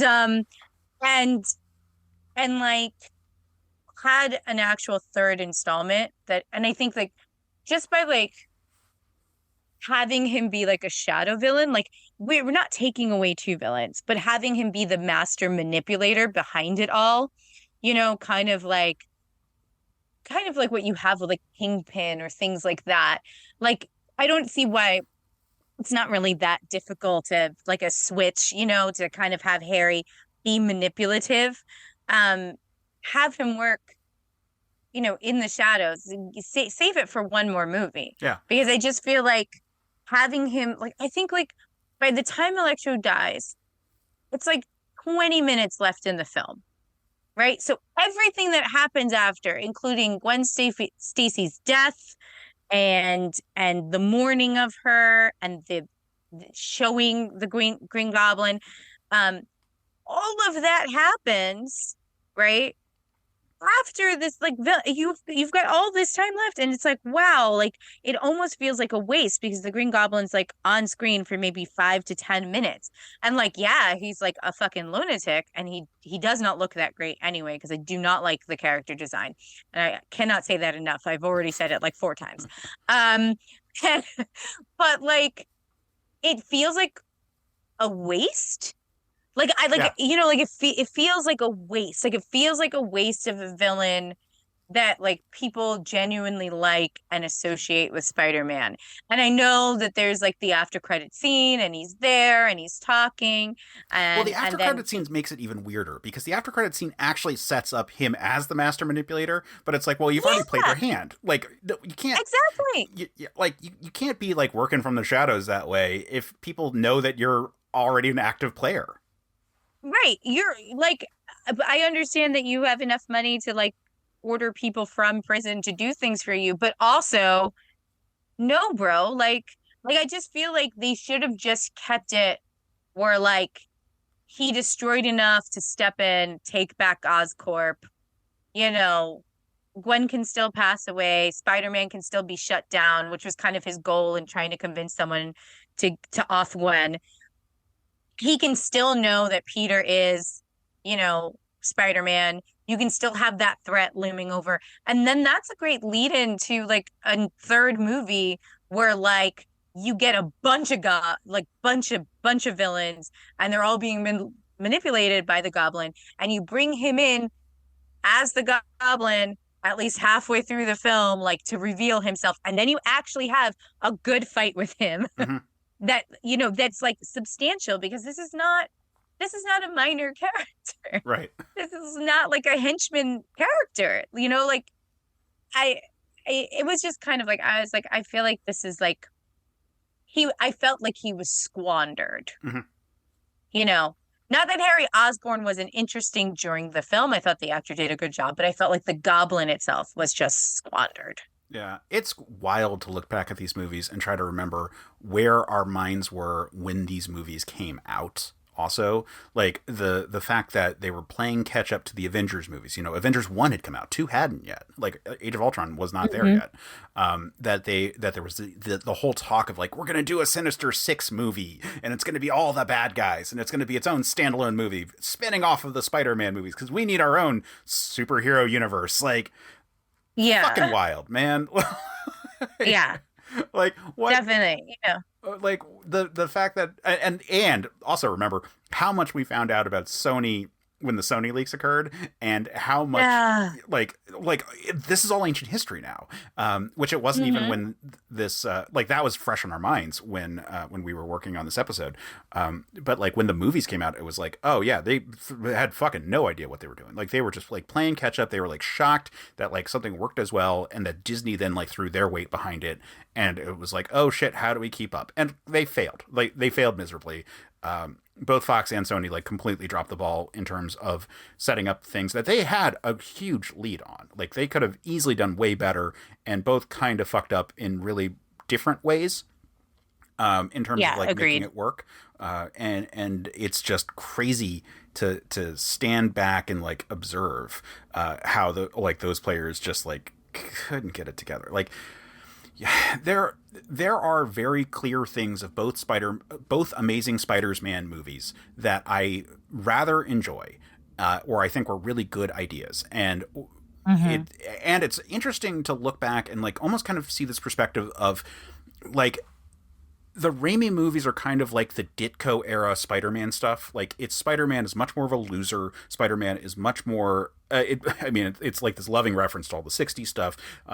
Right. Yeah. There's it's the put upon stuff that's very much part of that era of Spider-Man, and then the Amazing Spider-Man films are more like the John Romita era, and to the point that we get Gwen Stacy as like the main love interest in that character. Like Right. John Romita as the artist is the artist who, along with Stan Lee, who, you know, that like Stan Lee like wrote, in quotes, like he writes the dialogue, he is the Marvel method, but like, you know, the storyteller first is the artist, and then he comes in and fleshed it out. And so like Romita is the one like putting out this massive narrative about the college years of Spider-Man, and like, you know, Spider-Man, because Romita is coming from being a romance artist, like a romance comic artist, like Spider-Man is much more handsome, and Spider-Man has a group of friends, and Spider-Man has like all these things, all the things that people actually really love about Spider-Man. Like the villains, the rogues gallery, the concepts come from Ditko, but like the supporting cast is really cemented in the Romita era. And so Right. I think Amazing Spider-Man does a really good job of getting a lot of those down. And Andrew Garfield actually works really well as a John Romita style Peter Parker. Like, we're starting to get there. He looks more like that. He's got this relationship with Gwen Stacy, who is like the archetypal love interest of the Romita era. And like, we get the death of Gwen Stacy, which is like the tour de force book that Romita drew.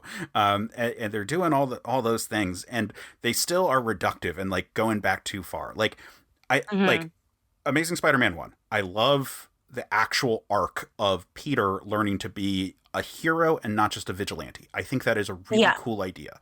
I like that we get stuff with him with Uncle Ben. What sucks is that we just did that. I think because I was watching it now, like I really did appreciate it. But like again, if I had watched it when it first came out, I'd be like, well, we saw this story. Yeah. And it's longer. Right. And like, I like the way they fleshed it out, but they didn't need to do that. And we didn't need that story. And it, you know, I'm shocked that like, I would have rather that they didn't do it here. And I would have rather spend more time with that in the Holland era, because like the Tom Holland era feels kind of like the Ultimate Spider-Man book, even though Ultimate Spider-Man heavily influenced the Spider-Man, like the Raimi movies. Like, spending some time with an old, like the decompression of story that Brian Michael Bendis and Mark Bagley did. And Bagley is, if we're going to go off the artist metaphor, like Tom Holland looks like a Mark Bagley, like Peter Parker. And like that actually all kind of like works really well in terms of a way of like looking at these movies. But like that the best thing they did was spend like 7 issues before Uncle Ben dies. And so it just fucking hurts when we get to that point, because he has been with Peter. He has had all these moments where he's been consoling Peter. They've been dealing with Peter, like growing up and maturing and all that. That's all incredible stuff. And like that, but they did that because it's been a long time since we did that story in the comics. Like Peter is a grown-ass adult in the normal books at that point, versus this where it's like, let's just do a reset of the movies that we just did, and that kind of sucks. But I do like what they did. Martin Sheen, I thought, did a great job as Uncle Ben. Like Sally Field's great as Aunt May. I think that's all great. She's amazing, especially in the second film. Yeah. It does set up the joke of Aunt May just like getting younger as each iteration comes around, which is really funny.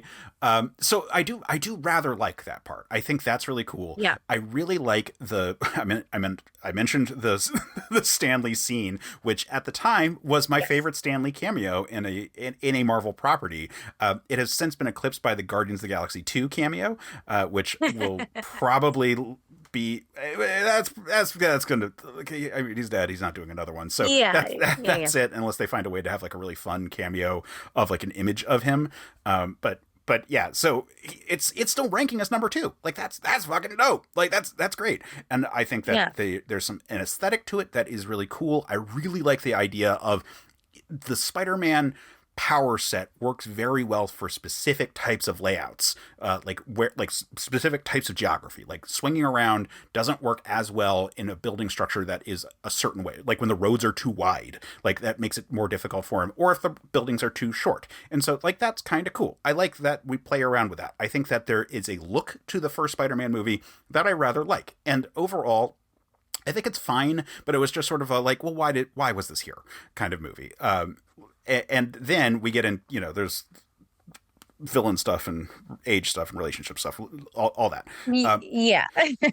Amazing Spider-Man 2, best look of like a straightforward Spider-Man costume ever on screen. Like we, like people have pointed to the very end of No Way Home, where he's in a really like comic accurate costume. Also, you know, looks fine, but we haven't really seen. We saw a shot of it, like we haven't really seen it in motion. And like the Civil War / like the main suit that he got looks pretty good, but we still haven't it's deviating in ways that like movie costumes have to deviate. This is the one time where we've got one that's like a perfect reconstruction that doesn't have some of the oddities of the Raimi Spider-Man costumes.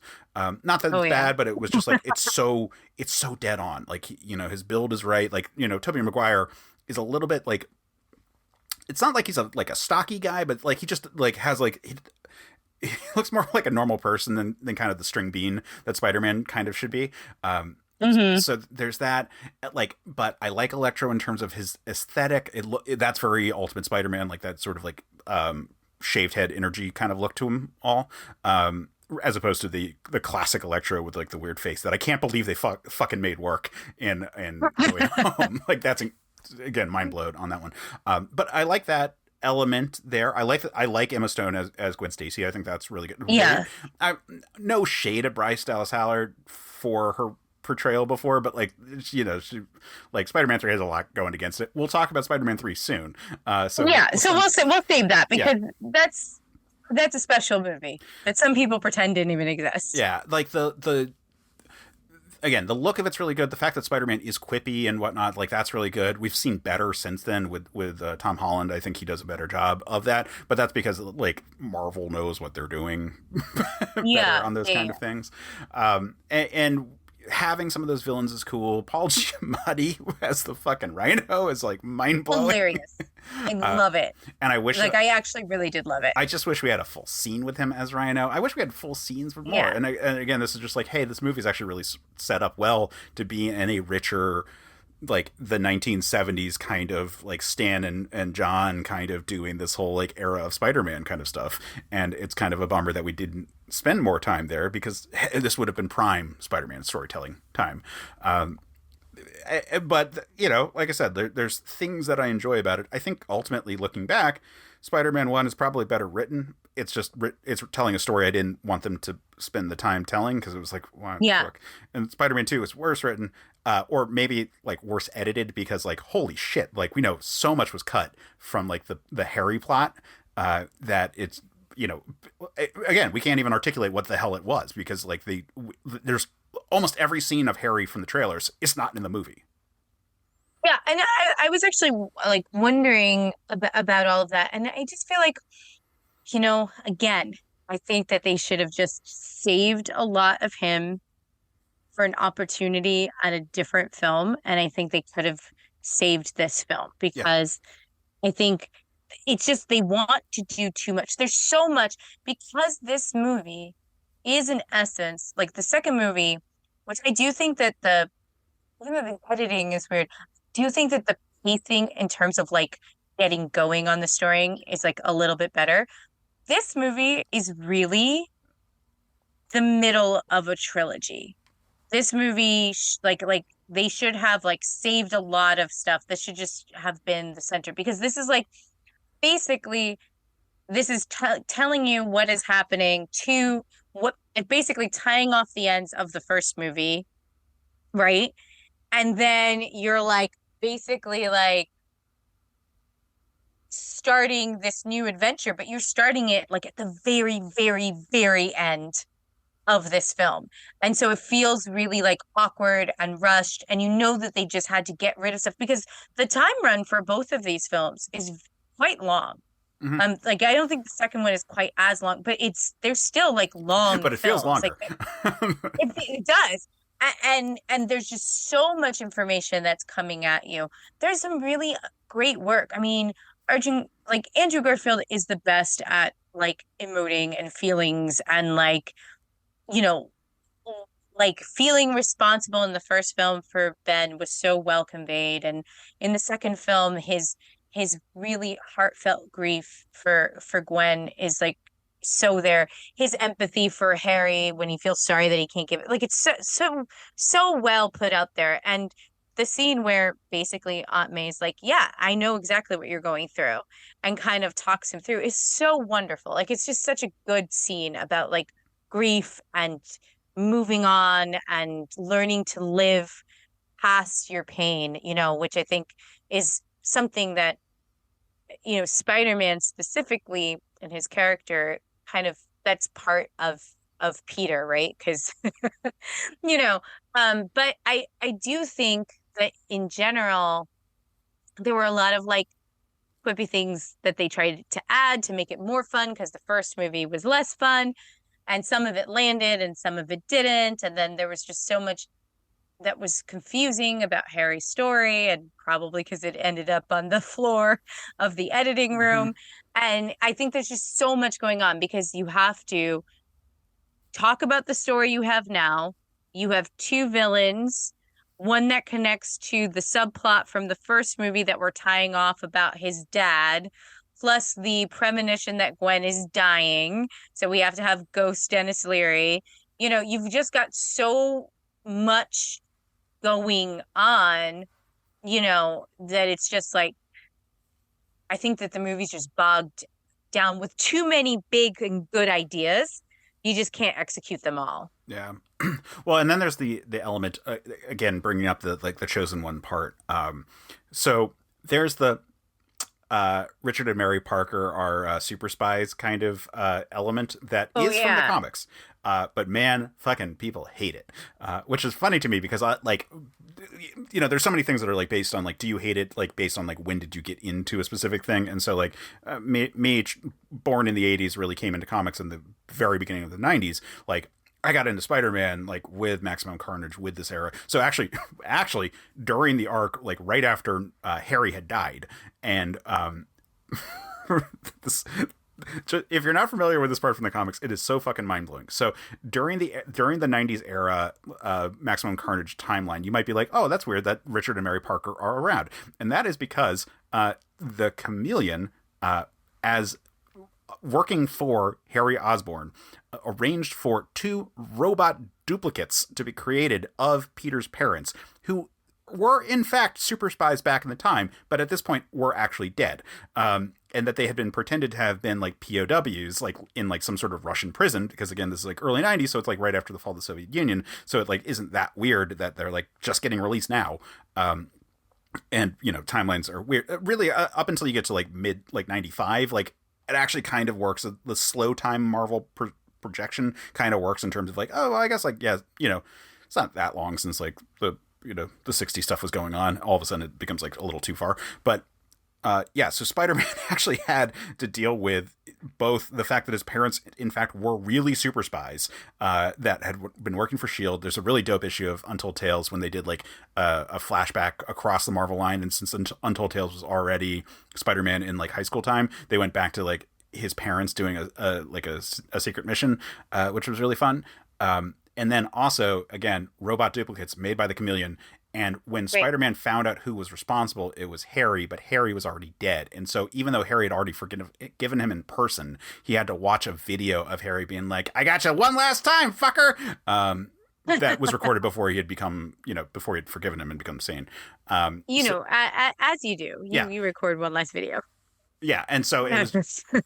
After you make a friend's parents robot parents. Right. And so he had to go through his parents dying in front of him again, because like even though they like would go crazy at the very end, they had all those memories. They had like a loving relationship. It wasn't like a short story arc. It was like several years of like, I think 4 Spider-Man books at the time. There's Amazing, Spectacular, just blank Spider-Man, and then Web of Spider-Man going. And then there was Spider-Man Unlimited, which was a quarterly book.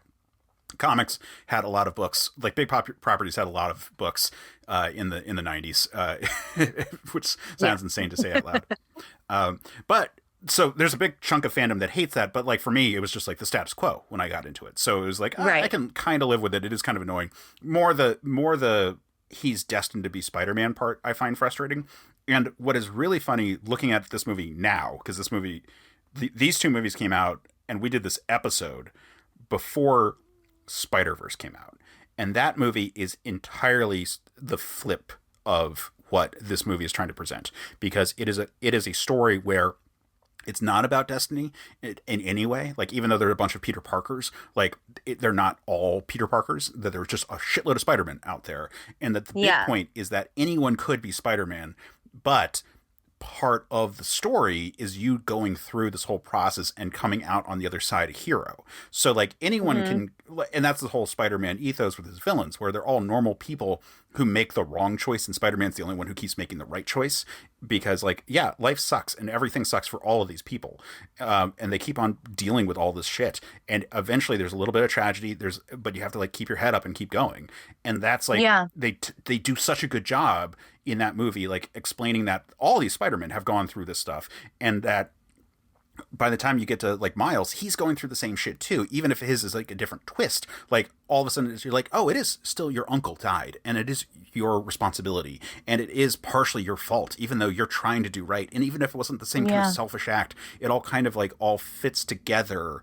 And like, even though you thought that you would have someone kind of show you the way, that all doesn't change the fact that like ultimately you want to be a good person, and like you want to do right by everyone, and that's what makes you Spider-Man, even if it's your powers are different than, you know, Peter B. Parker's, which are different than Penny Parker with her like mech suit, or, you know, like they're all slightly different, and like that's fine.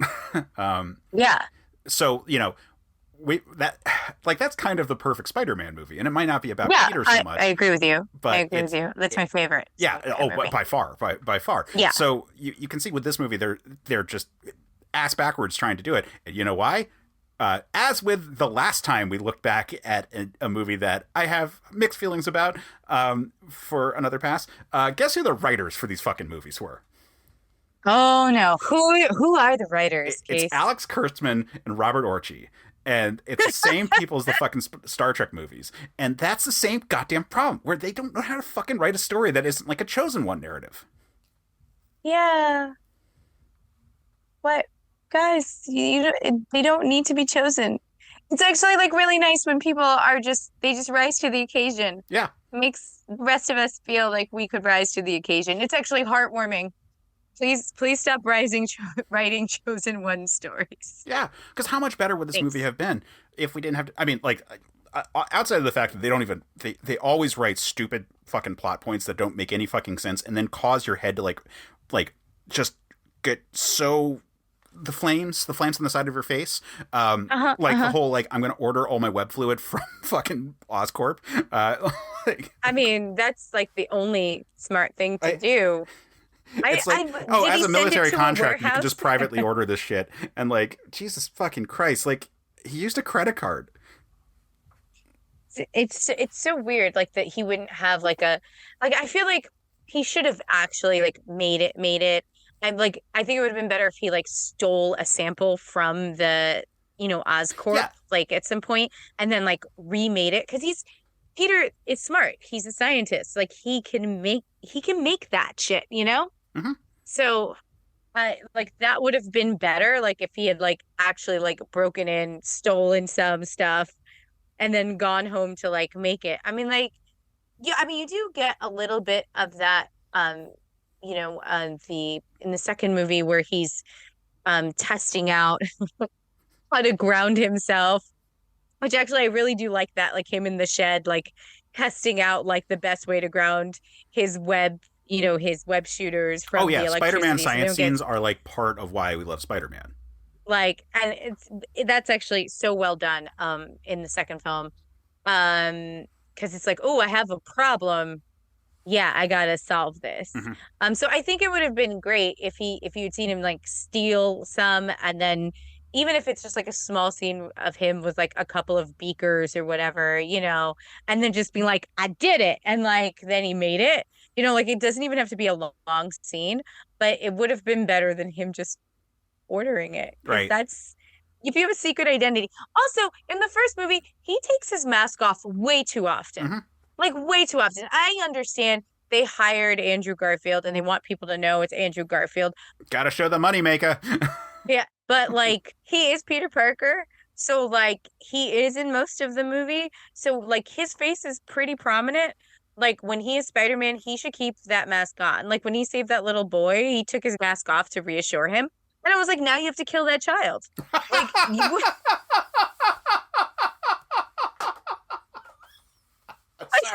It's a secret identity. Okay. You were trying to save him, and now he's got to die.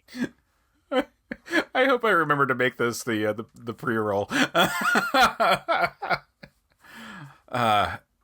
Yeah, no, that's also true, and that's the problem with superhero movies in general. But Spider-Man ones are particularly difficult because it's like a full head mask that comes on, and like, you know, like can kind of look kind of goofy, and like isn't something that naturally will just like recede back and with nanotech or whatever. Yeah, Yeah, that's yeah, that's real rough. like I'm just saying, like you, like we really trusted that kid. Never said anything to anyone. I don't know. Well, I mean, I get just a kid, not like, it's the whole like, well, you see a face. It doesn't necessarily mean that you can even identify him in a different circumstance. I mean, I guess you could say like a trauma response might make it so that he wouldn't recognize him later on, and so Maybe like he it's sees okay to Spider-Man not kill everywhere. him. So it's So, but like, yeah. but like he takes it off so often, and I'm just like, how do people not know who exactly you are? Like, Yeah, and you can kind of pretend in like the Raimi movies where it does happen a lot there too. But it's like a couple years earlier. And so like we didn't all have smartphones at that point versus by the time we're looking at the Amazing movies. And the Amazing movies have a level of modernity that is just not in the Raimi movies. The Raimi movies feels like a pseudo 60s. So like, looking at these, everyone has smartphones because we all had fucking smartphones. Like it's just a different era, and the movie kind of embraces that that aesthetic. Like they live, there's security cameras all over the place. They, it's a world of modernity that would catch all those moments, and it's just kind of ridiculous. On that note, why don't we talk about how the Amazing Spider-Man 1, in addition to having like awkward writers, comes off of the Raimi trilogy. So there's elements of it that's coming off of the script that they had prepared for Spider-Man 4 that never actually came about, which is why we get the lizard.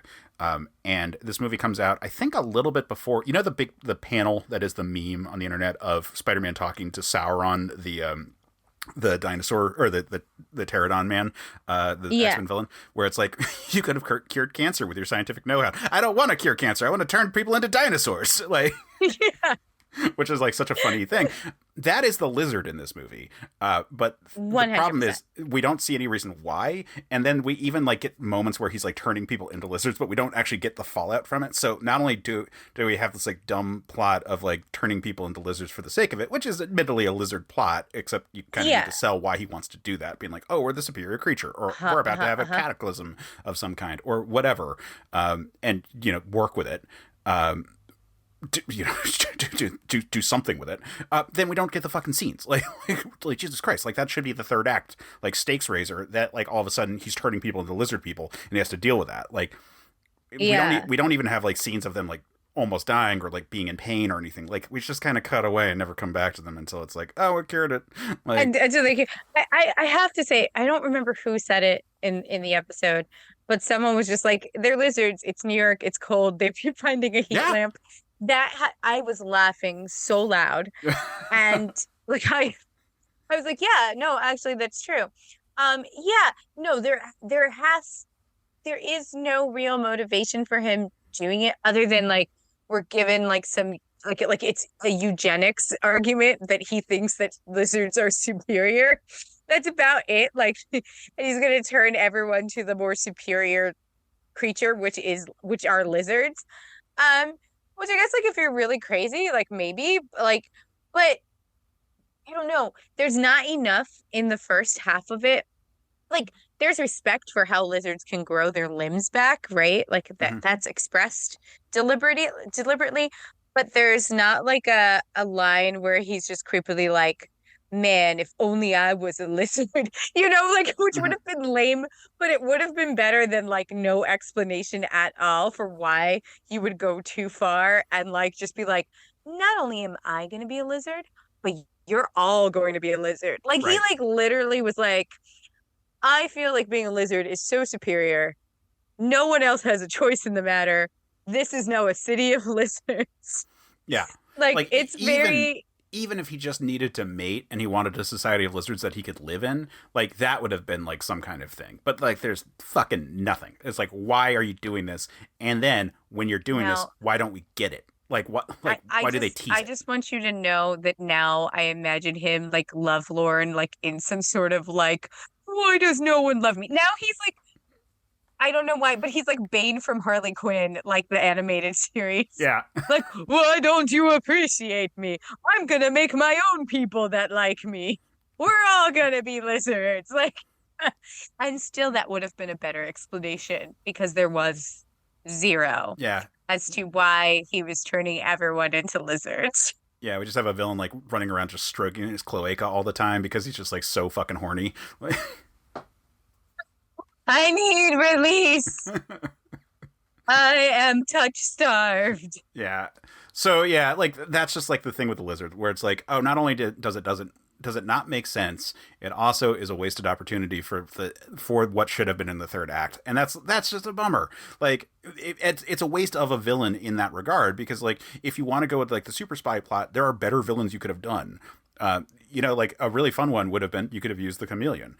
You could have done a whole spy thing, like Spider-Man stumbles into it and then has to like deal with the fact that like there is this like person who's like, infiltrating Oscorp. Like he could have been an intern and like dealing with that whole thing and like, find out that it's connected to him if you want to go down the super spy route from his parents.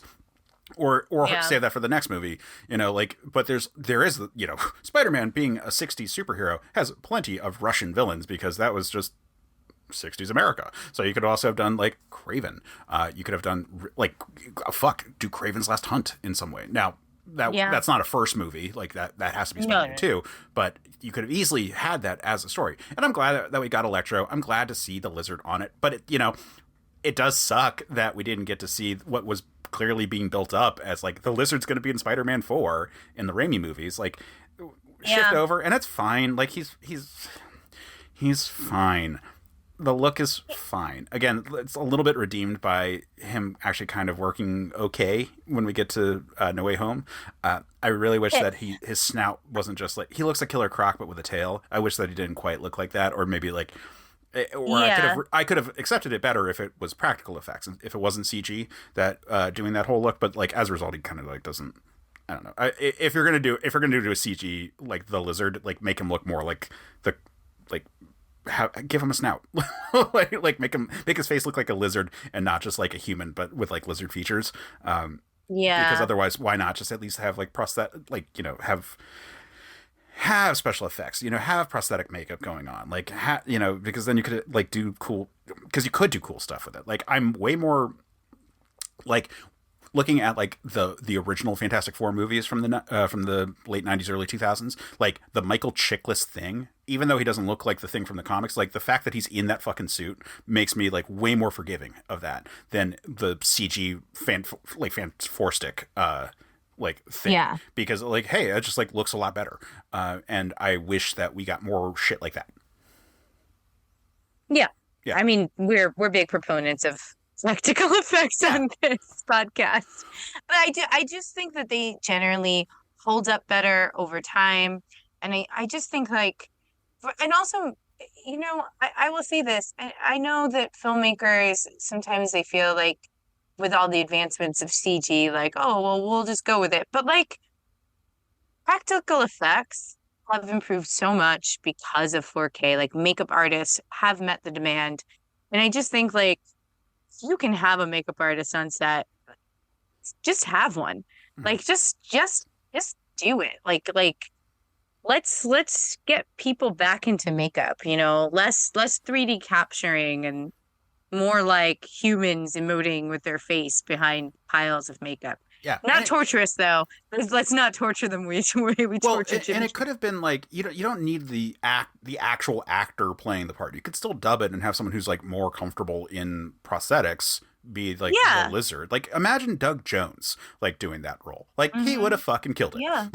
Like he would have done an amazing job in that part, because he would have looked great in that role, and he would have looked like they would have done amazing makeup. Like he, you'd be able to like tie it in to like, oh, Pan's Labyrinth, how everyone fucking loves Pan's Labyrinth, like, oh, that same fucking actor is doing this fucking part too, because he's so good at wearing shit on his face, like ape sapien, yeah. Like, and that was a dubbed role. Like you can have well, at least the first Hellboy movie, because it was David Hyde Pierce for the first one, and then the second one was himself. But you could have had like the actor like dub the part for the lizard, but have a person in the suit, and then you can have like the weird like the more humanoid kind of look to it, and it would look okay.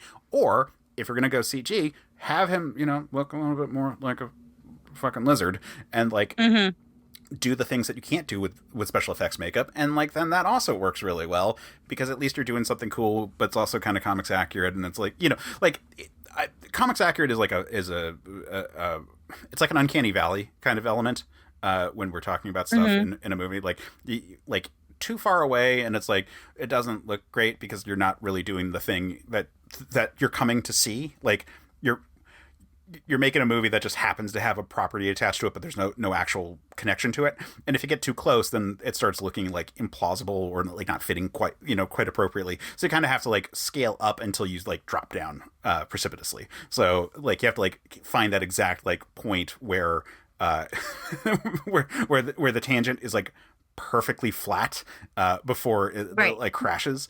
And so like you could have done that with the lizard and have like the lab coat and have like the effects and really leaned into it, and people could have really dug it, but they didn't. They didn't. I mean, hindsight's 2020.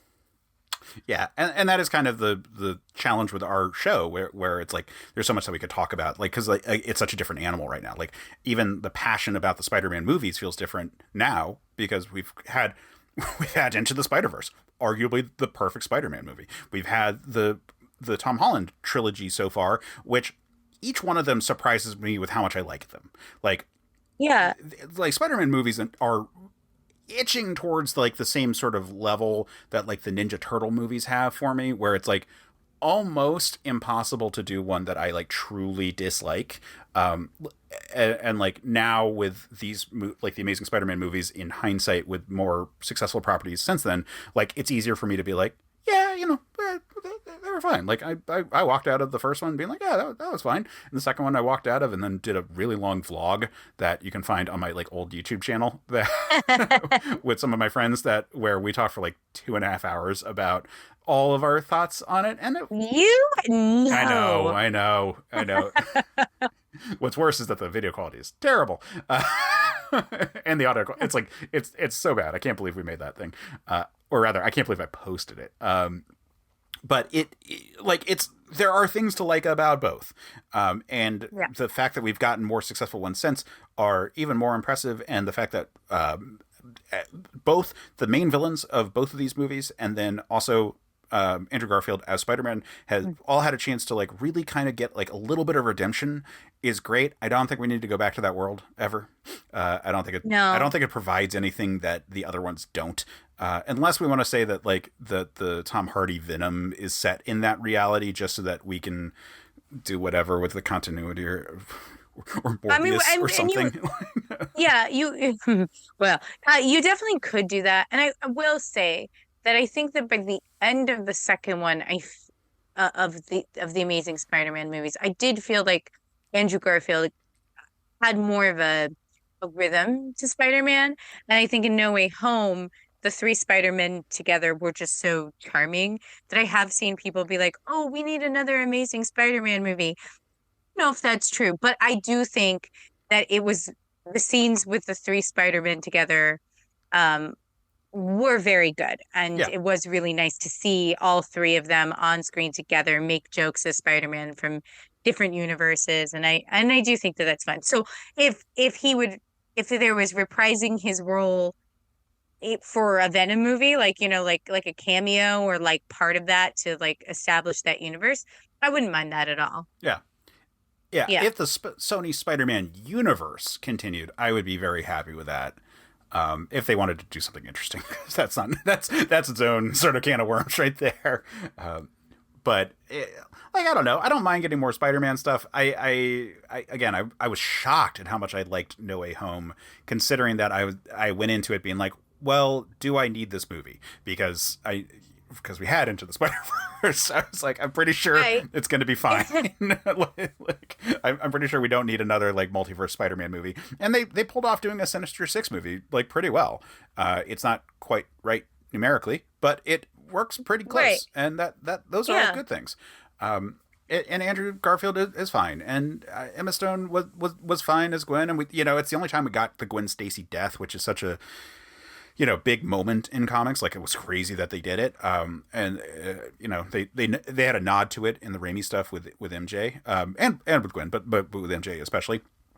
And that's cool. It's fine that we had it here. It's so dumb that it was like a hand reaching, like the webbing turned into like fingers reaching for her. Yeah. I know why they thought that would be like interesting, but it's not. It's in a movie, like you need that movie to have a lot less of us like rolling our eyes before you get to that point. But I don't mind them as much as I used to. I've cooled on it a lot, and like it is easier for me to like stop and think about the stuff I really liked to it all. I do think that, man, we just with that cast and the way they wanted to write it, it just shouldn't have been high school. And with the second movie especially, it should have just been like, hey, Spider-Man is a rich property that can do a lot of stuff, and let us show you how we can support that by having lots of stuff in this world. And instead of like at the very end being like, we're going to tease a Sinister Six movie because we're going to like look at all the Oscorp harnesses for different types of superpowers. Like just build out that world. Like, Spider-Man is a very rich property. Like, he has a lot of villains, he has a lot of allies and characters who are Spider-Man adjacent characters more than their Marvel characters as a whole. Like, it's not quite as much as the X-Men, where I would argue that the X-Men can fully live by themselves and we will feel only marginal loss from like the MCU, and arguably they'll be in a better place in some regards. Like, I think that Spider-Man, it's definitely nice to have like the Fantastic Four out there or something kind of like it, to like that he's not completely by himself, but like, you can certainly just say like, well, we've got Spider-Man and like maybe Silver Sable and like, the Prowler, and like all the, the New Warriors. You could like throw a bunch of those characters out there if you wanted to have like Spider-Man adjacent New York characters for him to be around. Like, you certainly could build that out and have him be like one of many, but still like kind of like a smaller world of it, and have like all these villains, because the villains are really rich in Spider-Man. Like, Keith, I'm sorry, Spider-Man is the best rogues gallery. I'm so sorry. I love you, man. It's Spider-Man. Like, as much as I love a lot of the other rogues galleries, like, look, Spider-Man, then Batman, regrettably, and then honestly, Flash and Superman are tied for me in terms of rogues galleries right there. Without getting into X-Men, because X-Men gets much messier in terms of what are the rogues galleries versus what are just their teammates. Yeah. The X-Men has a lot of like frenemy stuff going on too. Yeah, even Apocalypse is a frenemy these days. So. Like, I love you and I hate you, man. There's a lot of that going on with the X-Men. Right. Like, like when we get into it, like, all of the enemies of the X-Men at some point have been an Eskimo sibling with Nightcrawler, and like at that point it's a different kind of conversation than when we're talking about 100%. Yeah, 100%. That's more of a soap opera. There's a lot going on in that universe. Yeah, which is why the X-Men movies are always just like, oh, well, like, are Xavier and Magneto going to kiss finally, is like the big question of every X-Men movie that has come out, except for maybe Logan. Yeah.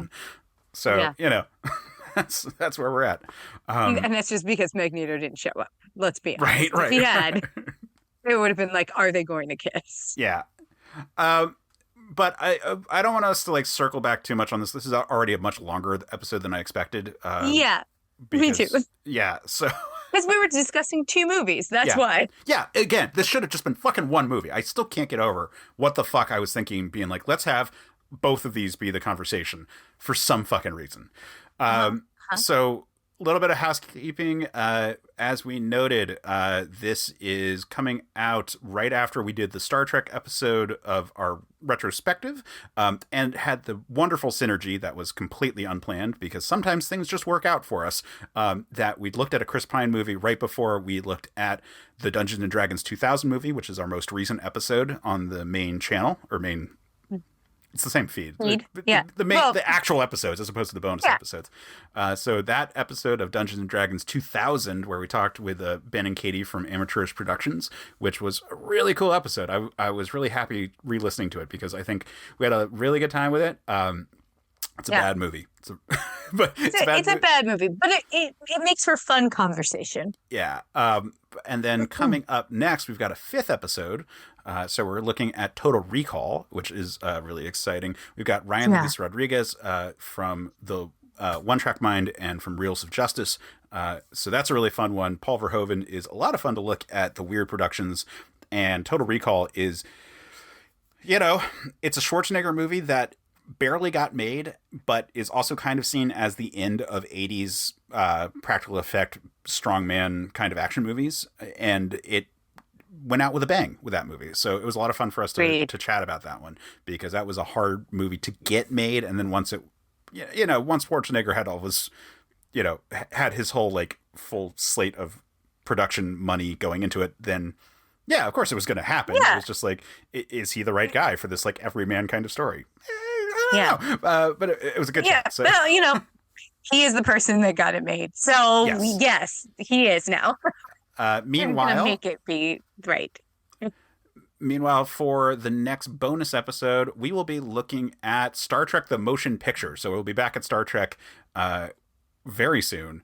And that's going to be with John Broughton, who you have actually recorded with. John is the executive producer for Starship Farragut. And so he was recently on talking about Star Trek 3. But this one's honestly the episode that I'm most like, this could just be an edit. Like, Star Trek: The Motion Picture is almost great. I hate the costumes, but whatever. Fuck, it was, it's the 70s Star Trek movie. Like, like you get the Reds in the 80s, but the 70s Star Trek movie was like, all right, yes, okay, we are in what effectively is bell bottoms in space, but it is an amazing movie. But every single shot is like 4 minutes longer than it should be, and it's like, why? How is that shot so long? Can't get over it. But if you can't wait to talk about it. And the Blu-ray is a lot better. There is a recut that is a much tighter movie that. Ooh, nice. Like the reputation of Star Trek: The Motionless Picture is very much the theatrical cut, and so it's not even the best way to watch it now. There is a really good cut that you can watch that is high def and looks great, and everything's fantastic. It's still a little long for what it is, but it's probably the best like Star Trek as the show put on a movie ever done, because the really good Star Trek movies after that have all been like a bit more militarized, a bit more of an action movie. There's like Wrath of Khan, while sure they're never on screen together, it is very much a submarine duel between Kirk and Khan. So like yeah, absolutely. And First Contact, action movie, sure. Like Beyond, I really like, but it's an action movie. It's got a motorcycle sequence. The first Star Trek movie is slow and thoughtful sci-fi, and I love it. And it's too long, and but again, there's a great cut for it. So that is going to be probably the worst of the audio ones. We had a couple of issues when we're recording it. So heads up on that one. We'll talk about it when we get to it. Well, yeah, we'll talk about it. Combination of bad mics and kids coming in on us while we're recording a bunch. So there were a lot of lines where I had to like rapidly mute because like immediately after Daddy was happening, which sucks. It happened. Yeah, it happens. Yeah. Yeah, honestly, the one I was like most sad about in terms of like getting my shit together on that one. And then after that, we start getting a lot better. So that's great. Yeah. So just let's take one for the team, guys, for next week. Yep. For the next time we have this. Not it's the bonus episode. The next bonus episode. Yeah. Yeah, but Sam, I'm glad that we could look back on these. I really wish that we had done full episodes for these. I can't get over it. Honestly, they kind of deserve to do it. But I will say, I do understand because the second movie does feel like it completes the arc of the first when it comes to at least Peter's parents. So I kind of understand just shoving them together. Yep. Well, this was fun, and we will talk soon. And until next time, pass it on. Pass it on. And then let's make sure that I remember how to do all this stuff right now. So, this is my first recording since baby. So Yeah. yeah. And I'm sure you're not really getting that much sleep, so. Oh no. No.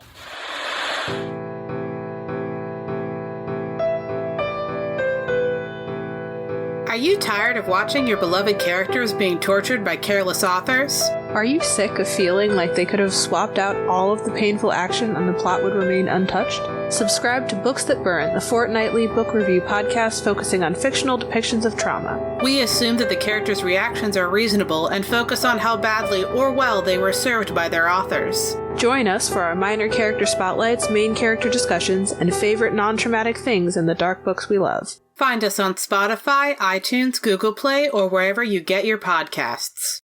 Boom. CPOV. CertainPOV.com.